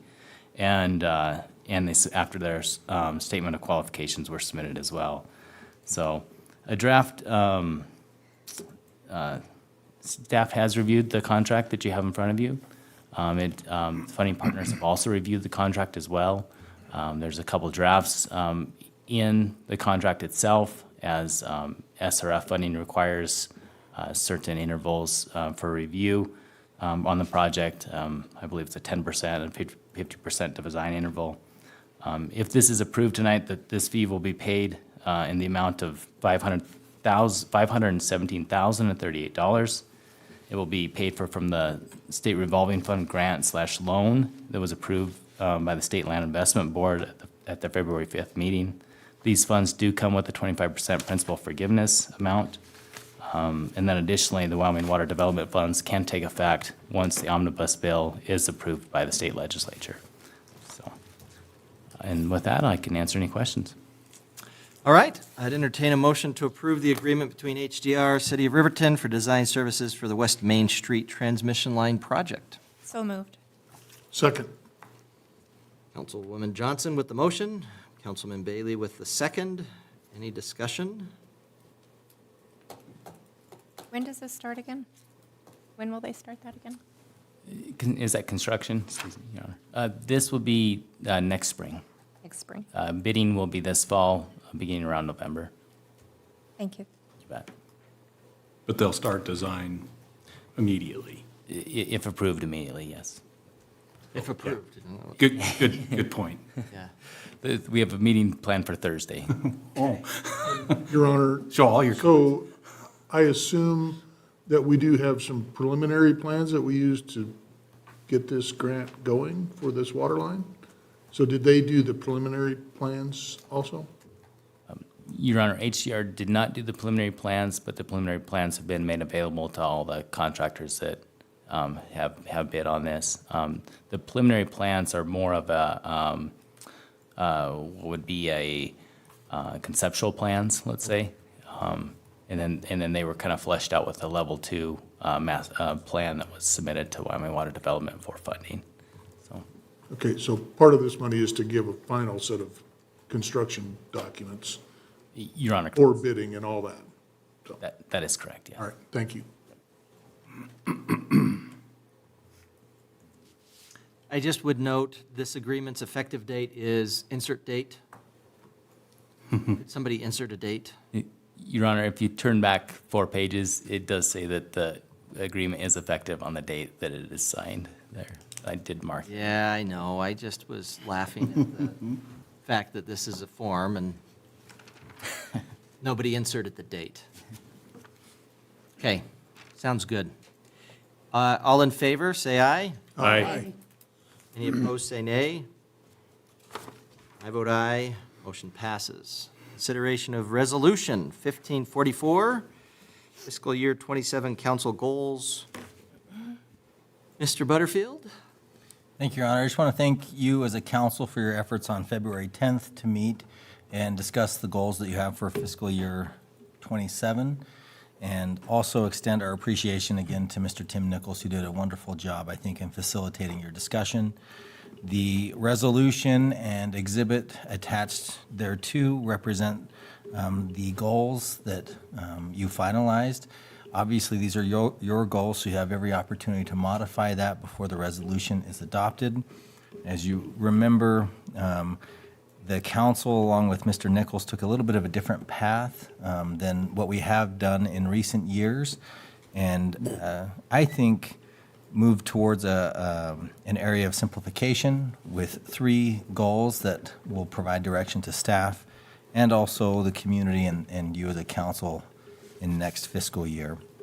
I'd be happy to work on this further if you have any questions or have any recommendations. Okay, well, Ms. Harris, could you please read Resolution 1544 by title only? Yes, Your Honor. Resolution number 1544, a resolution of the governing body of the City of Riverton establishing goals and objectives for fiscal year 2026-2027 to promote the long-term welfare and success of the City of Riverton. I'd entertain a motion to adopt Resolution 1544. So moved. Second. Moved by 2 people. Motion by Councilwoman Borders, second by Councilman Carr. Discussion on that. I guess the only thing that I would suggest is to add a verb to each of these. That was going to be my suggestion to you. I like verbs, Verbs are good. Increase public. so I was coming up with some ideas. Improve public perception. We could Yes. do strengthen public perception, build public perception, improve public perception. I think that's a Yeah. good one. Public safety, enhance public safety Yeah, could be a good good. one, so that we're not just using improve again. Yeah. And then aging infrastructure would be renew, Upgrade. Upgrade, or- yeah. Yeah, or improve. I'm trying to, How about prioritize aging infrastructure? not a bad one. Yeah. good one. Address. Address. Yes, thank you. Address. Well said. Oh, That's nicely broad. I like it. Yeah, I do too. So would that be all right if we add, so are we okay? Yes. Address aging infrastructure, are we good with that one? And then, what was the word did we say enhance? Enhance public safety and improve public perception? Yeah. Yes. There you Okay, go. does that work? Yep. I liked the idea of them being broad, but I was just realizing we need verbs. Yeah, we need. Because we could just say we have public perception, so we've met our goal. Yeah. Out there is public, Right, wrong, or indifferent. they have a perception? It's not the one we'd like to see, though. That is not the one we want. That's why it's on there. You know, maybe this is a getting off track, and maybe it's because I have someone who's offering me money to make the meeting go longer. I had a conversation with someone just the other day, and I don't know what they were saying, but they were living in Lander and razzing on Riverton, and number 1, I was like, come on, guys. Number 2, I was like, I love living in Riverton.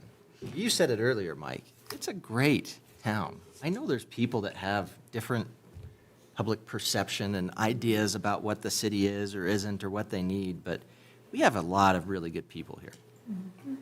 A lot of really good people here, and they're all trying to do their best. And anyway, that's completely not important to say, but I just wanted to note.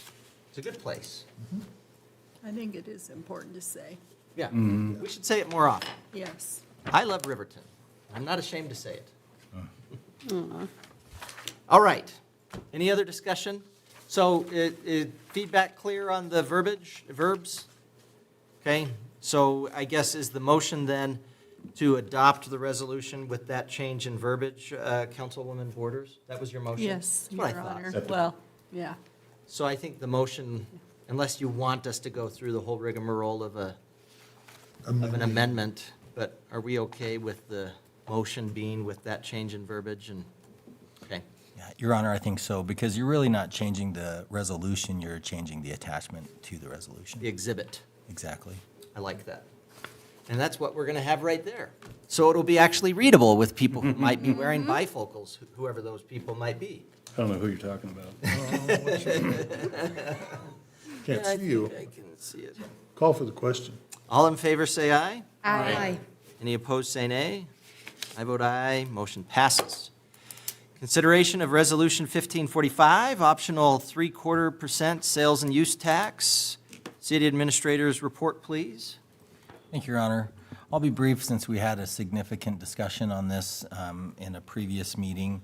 I will note that the Fremont County Commission passed a resolution today, similar to the one that you're considering, that would allow this to go to the people for a ballot initiative.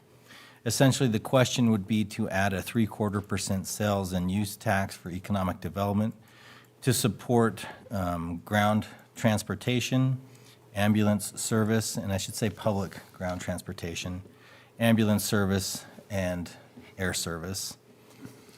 The resolution language is very clear in that the only services or improvements to be supported by this potential optional economic development tax would be those three items. Be happy to stand for any questions. I would like to note that there are members of the Fremont County Committee on Funding Key Services, and I want to say thank you. They've been a great team to work alongside and have been putting a lot of effort every week since October to address the funding concerns as it relates to key services that our community relies upon. So before you is an opportunity to adopt a resolution that just simply shows your support to allow this to go to the people to vote on this initiative. By state statute, the county commission has to approve by resolution this ballot initiative, and then 50% of the municipalities have to do the same before it can be put on the ballot. Thank you, Your Honor. Thank you. So first, we need to have you, if you could, Ms. Harris, read Resolution 1544 by title only. Yes, Your Honor. Resolution number 1545, a resolution of the governing body of Riverton to place the question of the 3/4% sales and use tax for economic development on the 2026 primary election ballot to exclusively support ground ambulance, commercial air service, and public ground transportation. I'd entertain a motion to adopt Resolution 1545. So moved. Second. Councilman Bailey with the motion, Councilman Carr with the second. Any discussion on this? Your Honor. I'm looking for clarification on a couple things to be able to support this. And I just wanted to kind of give some back history. I read an article from Cowboy State Daily, and this was from September 25th of 2023, where the county commission had agreed to a near 30% increase for the ambulance service at that time, which equated to about anywhere between 1.8 to 2 million. And it was used to subsidize the ambulance service.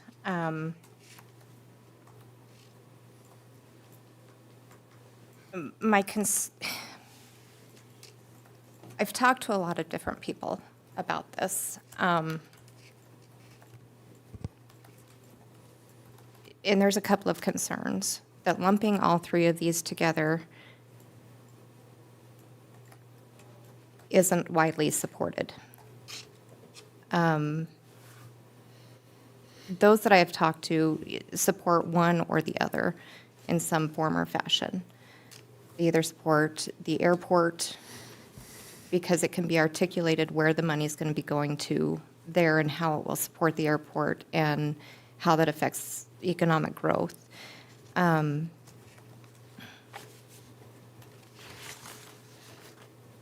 there's been feedback on WRTA receiving some of those funding, even though it's a public service, private entity, is what I'm hearing there. As it relates to the ambulance service, where they receive payments from insurance companies, they're already being subsidized $2 million. The concern that I have heard routinely is when this, if it were to pass,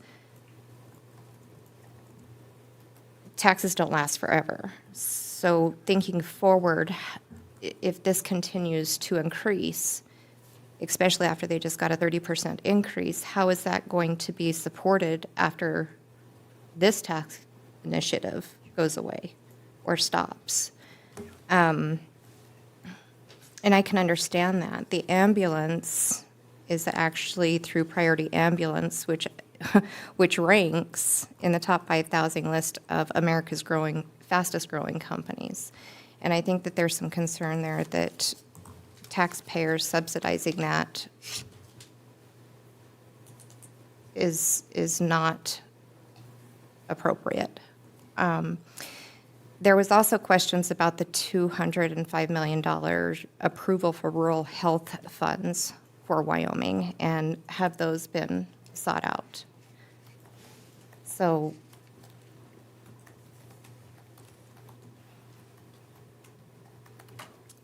I guess the question is that $205 million that was approved through the state for rural health funds, is that something that could be more stable for the ambulance service in years to come versus through taxpayers? A lot of people don't use these services, but requiring them to do so through a vote, if it passes, it's forcing a community of people to pay for services that they don't routinely use, where only a handful of people do use it. And I don't know how that becomes the burden of the community. If we can't afford it, I guess I don't understand why we're asking the community to pay for services that they don't routinely use. Like I said, I can articulate with the airport, but I think that I would stand in agreement with a lot of these folks that these three should not be lumped together. They each hold a different type of support from the community, and I think that that needs to be looked at. Well, and I guess the first thing I would say is you cannot, so we're in a little bit of an interesting bind. So you could theoretically do a transportation district and you would have the option of a mill levy that would go towards air service and WRTA. If you were to do that, it would not raise enough for either of them individually to be able to continue that service. You have the option of a mill levy for emergency services. I don't know that that would raise enough for the ambulance, and you could address that, Mr. Pryor. The other option of a sales tax, in terms of saying that you're lumping something together, you can't have three different economic development sales taxes. You can only have one. And the amount has to be in 0.25% increments. Mm-hmm. So you couldn't have, say, a 0.10, so if you look at the MOA and some of the discussion that was there, you couldn't have 50, you couldn't say, for example, so 31%, the idea was that would be going to air service. You wouldn't be able to do an economic development tax that would just be that amount, nor for ground transportation or for emergency medical service. So we're kind of in this situation where mill levy wouldn't be providing enough for these, and you can't have three different economic development taxes. Theoretically, I can understand why people would say that. Why should we lump them together? Part of the purpose in putting them together is we've got what at least FCAG was saying, these are essential services, whether you're using them or not. One thing that Mr. Chairman Allen, I'm sure, said today, and maybe he did or didn't, I don't know, Mr. Pryor, but he said this to me before. He said, you know, if I fall off my horse and I'm laying there in the ditch, it's not going to do me any good to see a plane fly overhead. And he's used that to say why they prioritize ambulance over air service. It's neither here nor there. But the point is, these are all services that as a community we need to have, my opinion. I mean, there's other people that might have different opinions on that. You need to be able to have an ambulance. And I agree, if we don't like what we're using as an ambulance service, that's something the county commissioners can look at and decide and figure out. I know there's a lot of people that would actually favor the county commissioners taking that back as a county operation. Mr. Pryor, as the chairman of the JCFKS, Joint Committee Funding Key Services, which FCAG had put together.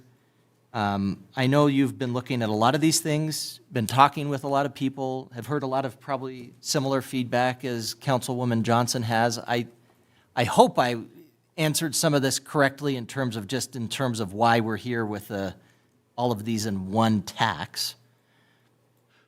Generally, Mr. Mayor, first and foremost, thank you for the opportunity. My name is Mick Pryor, and as the mayor said, I am the chairman in this situation of the Joint Committee on Funding Key Services. I might frame it a little bit differently, and I would maybe frame it based on the goals of the committee, based on the goals of the council stated just a couple of minutes ago around public safety. So if you'll indulge me for a second, ambulance is a fairly straightforward public safety type of constraint there. But let me, or rather issue.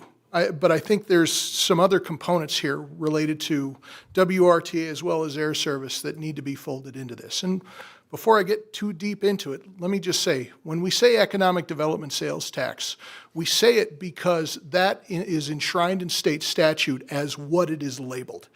I would tell you it is not the most accurate of labels relative to what it does. I mean, like, we can argue, and we have in the past, the 1,000 different ways that you can cut, hash, and define economic development. But what I would tell you is at the base of economic development is the ability for all of us to conduct commerce. And at the basic level of conducting commerce, it's basically creating a community. And that's what this is trying to do. So thinking about it, going back to the idea of public safety, air service, ambulance service, and public ground transportation do a lot of things within that. And you are absolutely correct, Councilwoman, that they do not necessarily, they're at certain points with different groups, sometimes never touched, sometimes only one is touched, but in certain situations, all three are touched. And it comes ultimately back to, well, and I'll give you just personally an example. I have been working on the hospital here in Riverton since its inception, and I can tell you with absolute certainty that without the presence of a commercial air service at our airport, the chances of us getting to as far as we are right now with respect to our hospital being built and open for business in just a couple of months would be closer to zero, like almost zero. Quite frankly, we've been told more than a couple of times that this was something that was on, so we received a $35 million loan from the United States Department of Agriculture for this project. And within that application, it was pulled out as one of the key components to ensuring, like, we're not going to throw money at something that's not going to work. We think that they have a much better opportunity to recruit doctors, staff, and, facilitate a hospital with this in place. But, you can make the argument that this also allows for people to travel further afoot for more in-depth medical care. But on the WRTA side, what I will tell you is it's not, I think it's important to make the distinction that this is not financing WRTA exclusively. This is for all public ground transportation, which includes senior centers. the senior center transportation system is kind of under a little bit of, not necessarily scrutiny, but it is being collapsed down into more basic elements that are out at approaching the point where senior centers are not really able to operate these things and receive the funds from the federal, from their federal grant providers as they were in the past. And what I will tell you is, if you look at who uses that type of transportation, it is our elderly, who arguably some should not be behind the wheel, but more appropriately, most are using it for some level of care and, advancement. And I would tell you, a not insignificant portion of it is to and from medical appointments. And so you are absolutely correct that from an economic development, if we're thinking about it purely as the difference between installing a factory that employs thousands and, ambulance service, it's a poorly named tax. But I guess the other thing that I think is really important here, the county ambulance system right now is subsidized with $1.8 million that goes to Priority Ambulance, and we don't know how that money is really used. We know that they are collecting money from insurances, Medicare, Medicaid, and tribal health, but realistically, it's a black box on how much of that is profit relative to how much of that goes to the operation. I would argue, I think you are absolutely correct that this should not be if we are going to operate a municipal ambulance system, not necessarily a city-run or county-run, but for the county system, it should be entirely, personally, it should be entirely public. But unfortunately, we're in a situation right now where we can't afford it. We started the year with a $1.3 million in the county budget for this, and they had to find an additional $500,000. And quite frankly, those monies are going away as property taxes continue to decline.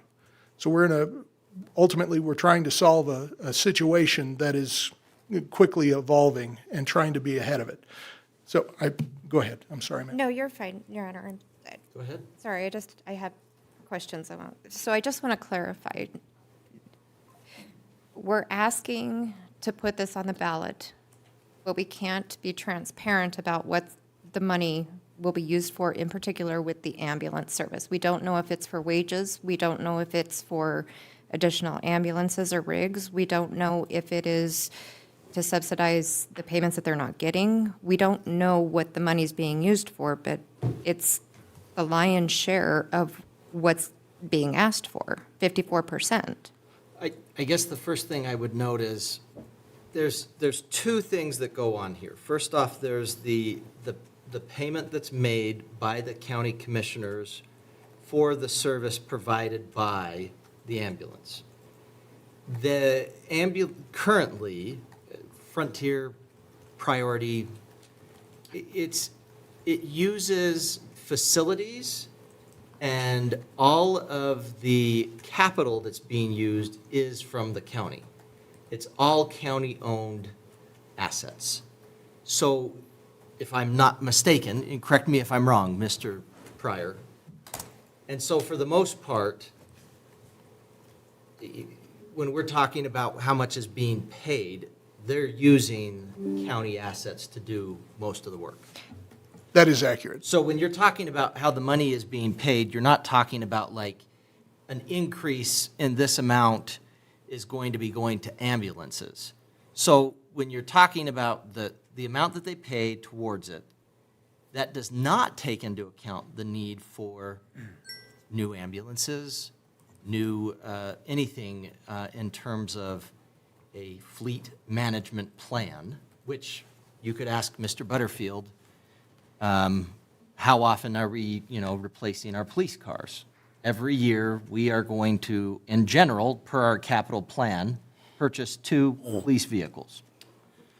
And it's the same sort of thing with any of our other vehicles in terms of solid waste vehicles, that sort of thing. We replace those on a rolling basis. Your Honor. This is not taking that into account with the 1.8. I just want to clarify for the council. I think the question that you are asking is, within this resolution, why are we not calling out those specific percentages for X, Y, and Z of expense? And the reason is ultimately because those expenses will change over time. So I don't want to impair the ability of the movers of these monies to be, like, if they were to commit to buying, to use the example, to commit to buying an ambulance every year, but at a certain point, we don't need an ambulance every year, but it's been put to the voters to that effect. I don't want to put that type of, call it, constraint on this. Right? Like, that will come ultimately within a memorandum of agreement, but more probably within the group that is tasked with oversight of the ambulance service. And that is, we're still working through that. This is not the only body that has to agree on that. It has to, the county as well as all the municipalities have to still agree on the disposition of, and ultimately the activity and responsibility of a body to do that. I just want to be very clear on this. It's not that I don't support the ambulance service. I do. I'm a huge supporter of it. No, ma'am. I just don't feel that it's, after the feedback, I don't feel it's right to put the ambulance service with the airport and WRTA. How does the rural health funds for Wyoming, the $205 million that was approved for the state, how does that come into play here? I'm looking at longevity, because I don't want to see the ambulance come back 3 years from now. Here, 3 years later, after they just got a 30% increase, they're back again, and rightfully so, looking at the wages. That's why I ask, full transparency is going to be necessary to get this passed and support for it. Today, where people are already upset about taxes, and on a national level, how they've been handled, and most recently, the 0.5% that was voted down, there's not a liking to it.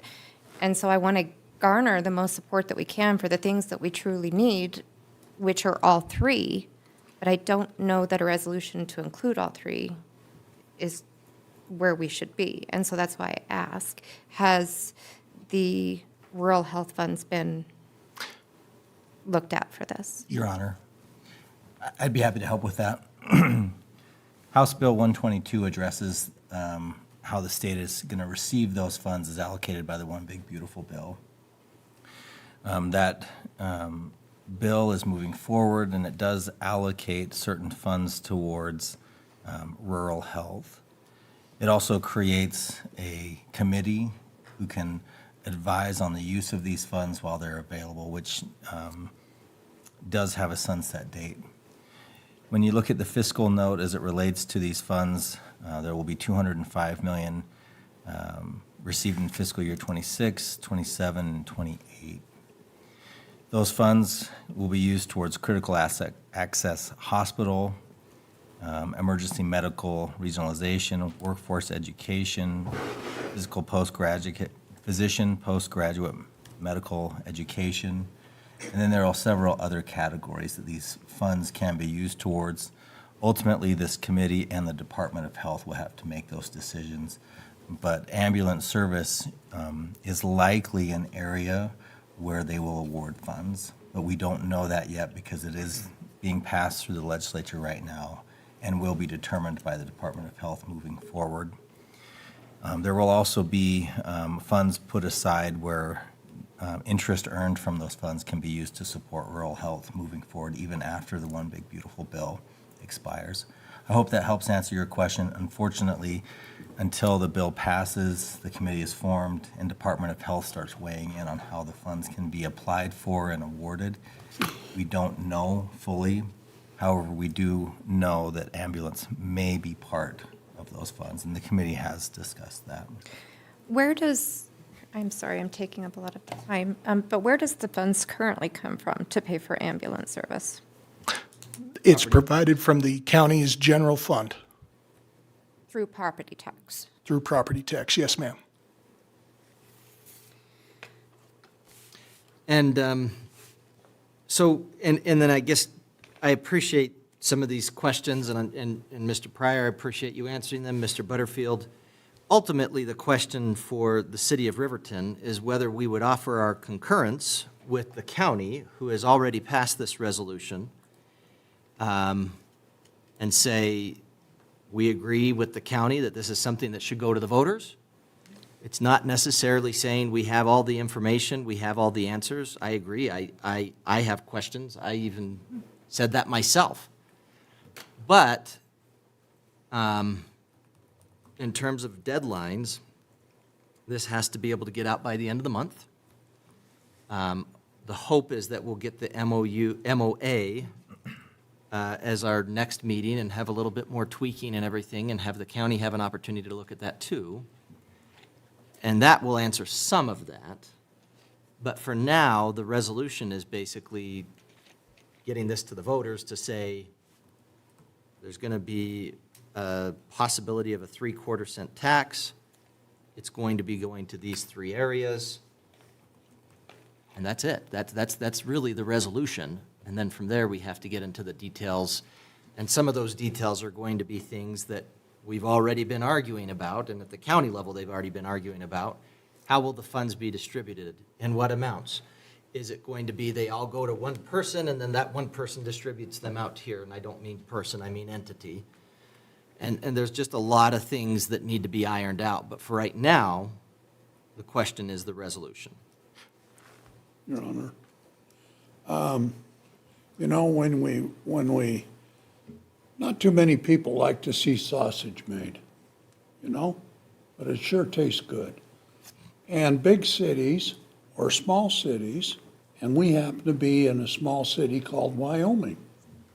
And things cost more in Wyoming because the drive distances from Bailey's to Bailey's and Lander is 50 miles round trip. And if somebody gets hurt on Bailey's and he needs an ambulance, do you think that really matters if they make $47 going to capitalization or $50? The service has to be available. That's what big cities or cities that are trying to be big or cities that are civilized have.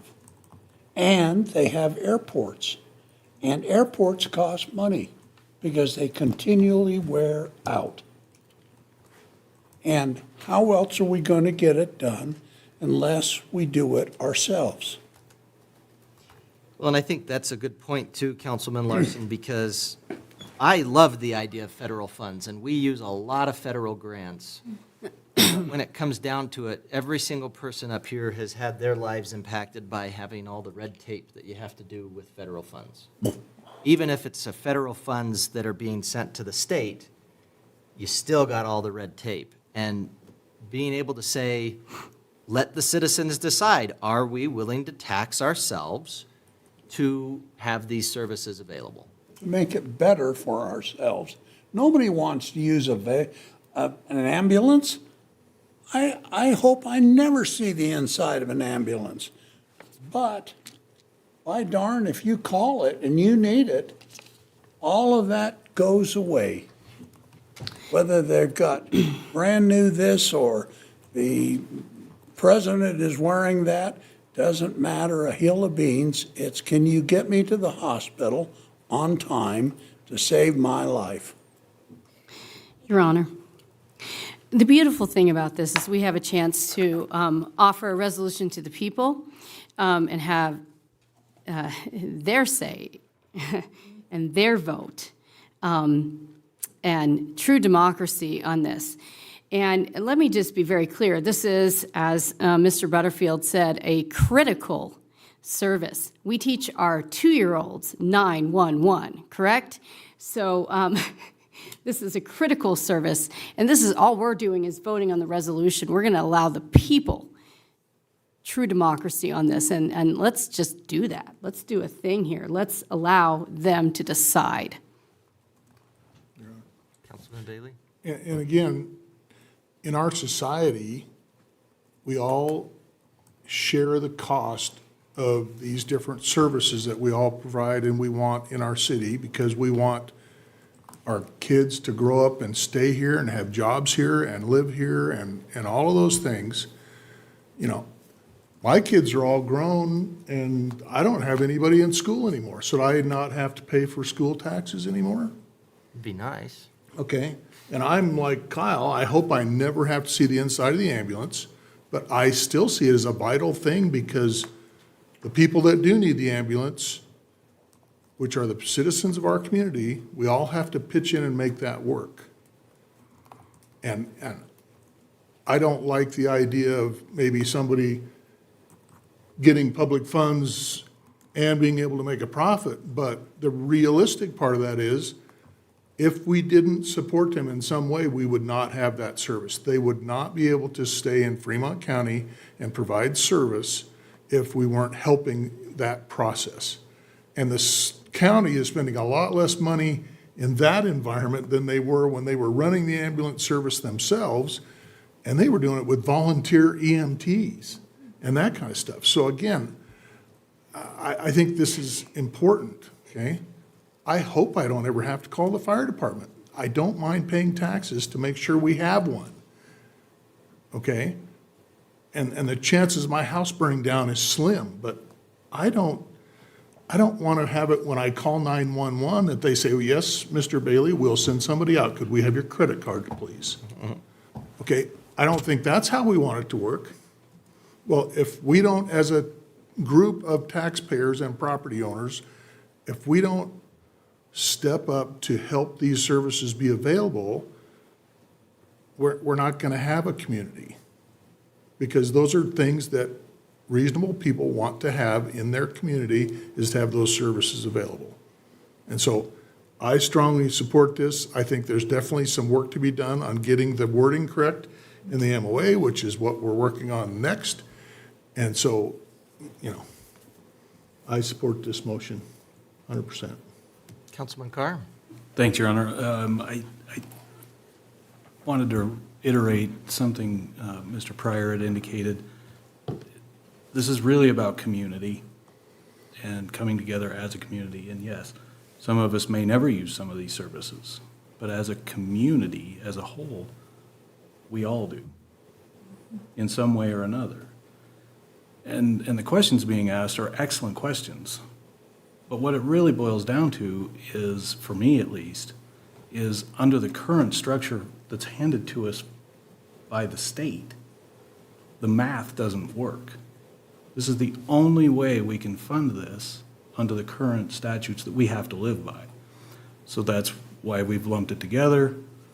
I wish we could call it a community enhancement tax, a community whatever, because I think people get hung up on the nomenclature versus the actual services for the community. Well, and I think part of what the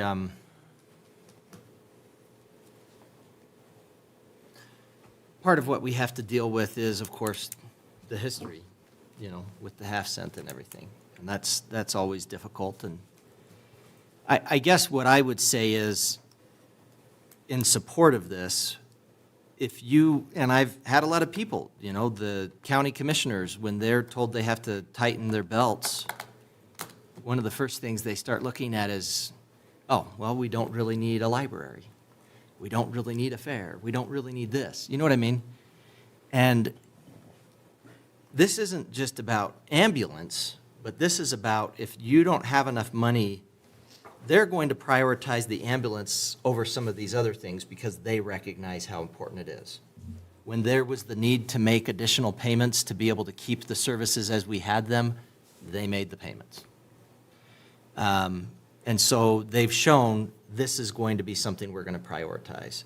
If we want to be able to have some of those other services at a level that we think is appropriate, and that might include the sheriff's office, the coroner, all of those things through the county, you need to make sure that ambulance is being taken care of. And that hasn't been something, when they were running it on their own, they were spending much more than 1.8 million.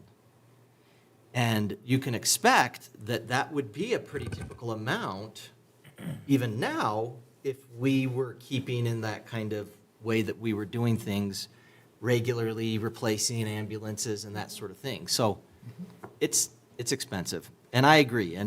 But I guess to me, my support for this mainly comes from, this is just saying we want the voters to be able to decide, and with the understanding we're going to be getting an MOA and some of the details ironed out that have been mentioned.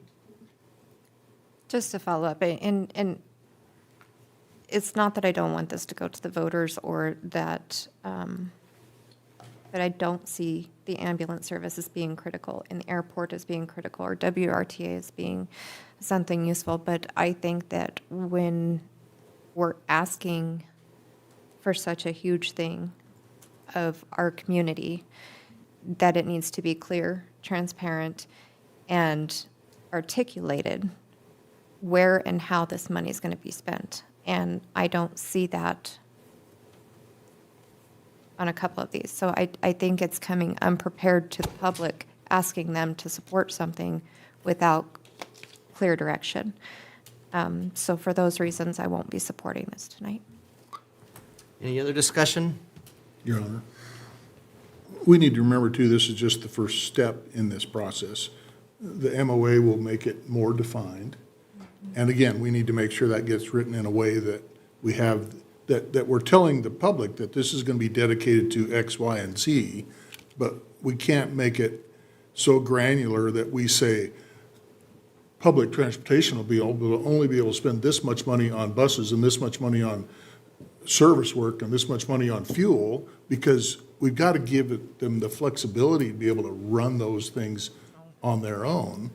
As long as we know that money's dedicated to that specific service, I think, yeah, you know, again, it'd be like telling Kyle how many pencils he can buy every year from this level of the city council. 12. You know. 12.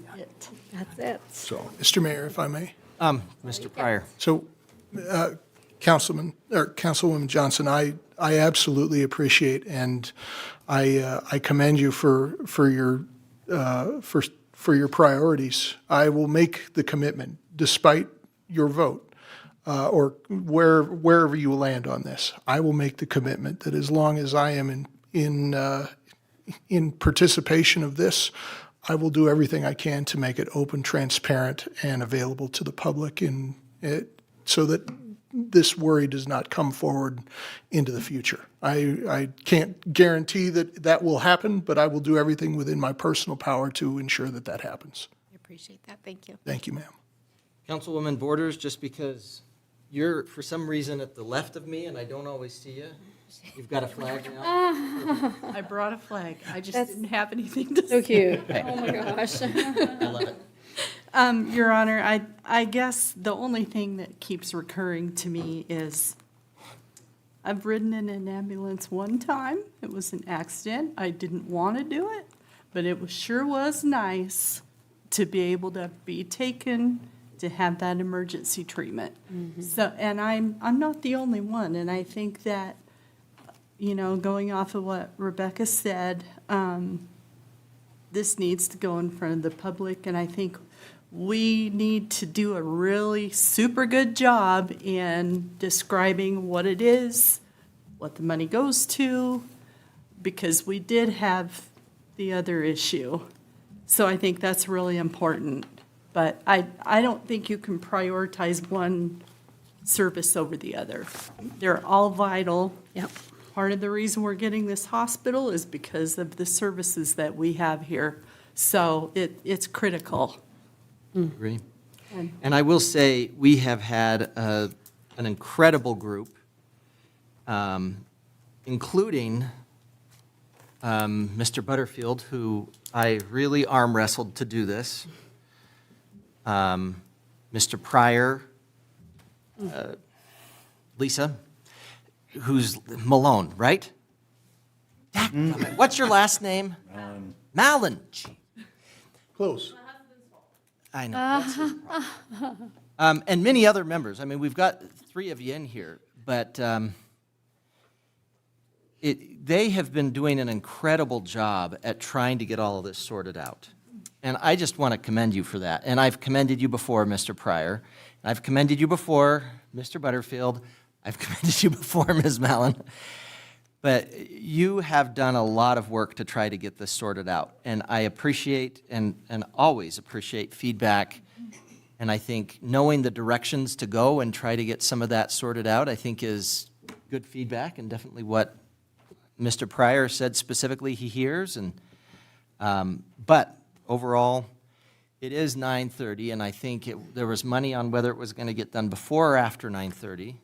You're all lost, just so you know. All in favor of passage of Resolution 1545, say aye. Aye. Any opposed, say nay. Nay. I vote aye. Motion passes. Is there a motion to adjourn? Motion to adjourn. Second. Motion by Councilman Larson, second by Councilman Carr. All in favor, say aye. Aye. Any opposed, say nay. We are adjourned at 9:27. I vote aye, by the way. Motion I passes. just have one question, Kyle. Who won? You guys all said we'd I be done said by 9 o'clock, and I think I was the latest. Hey, I'm done. Yep.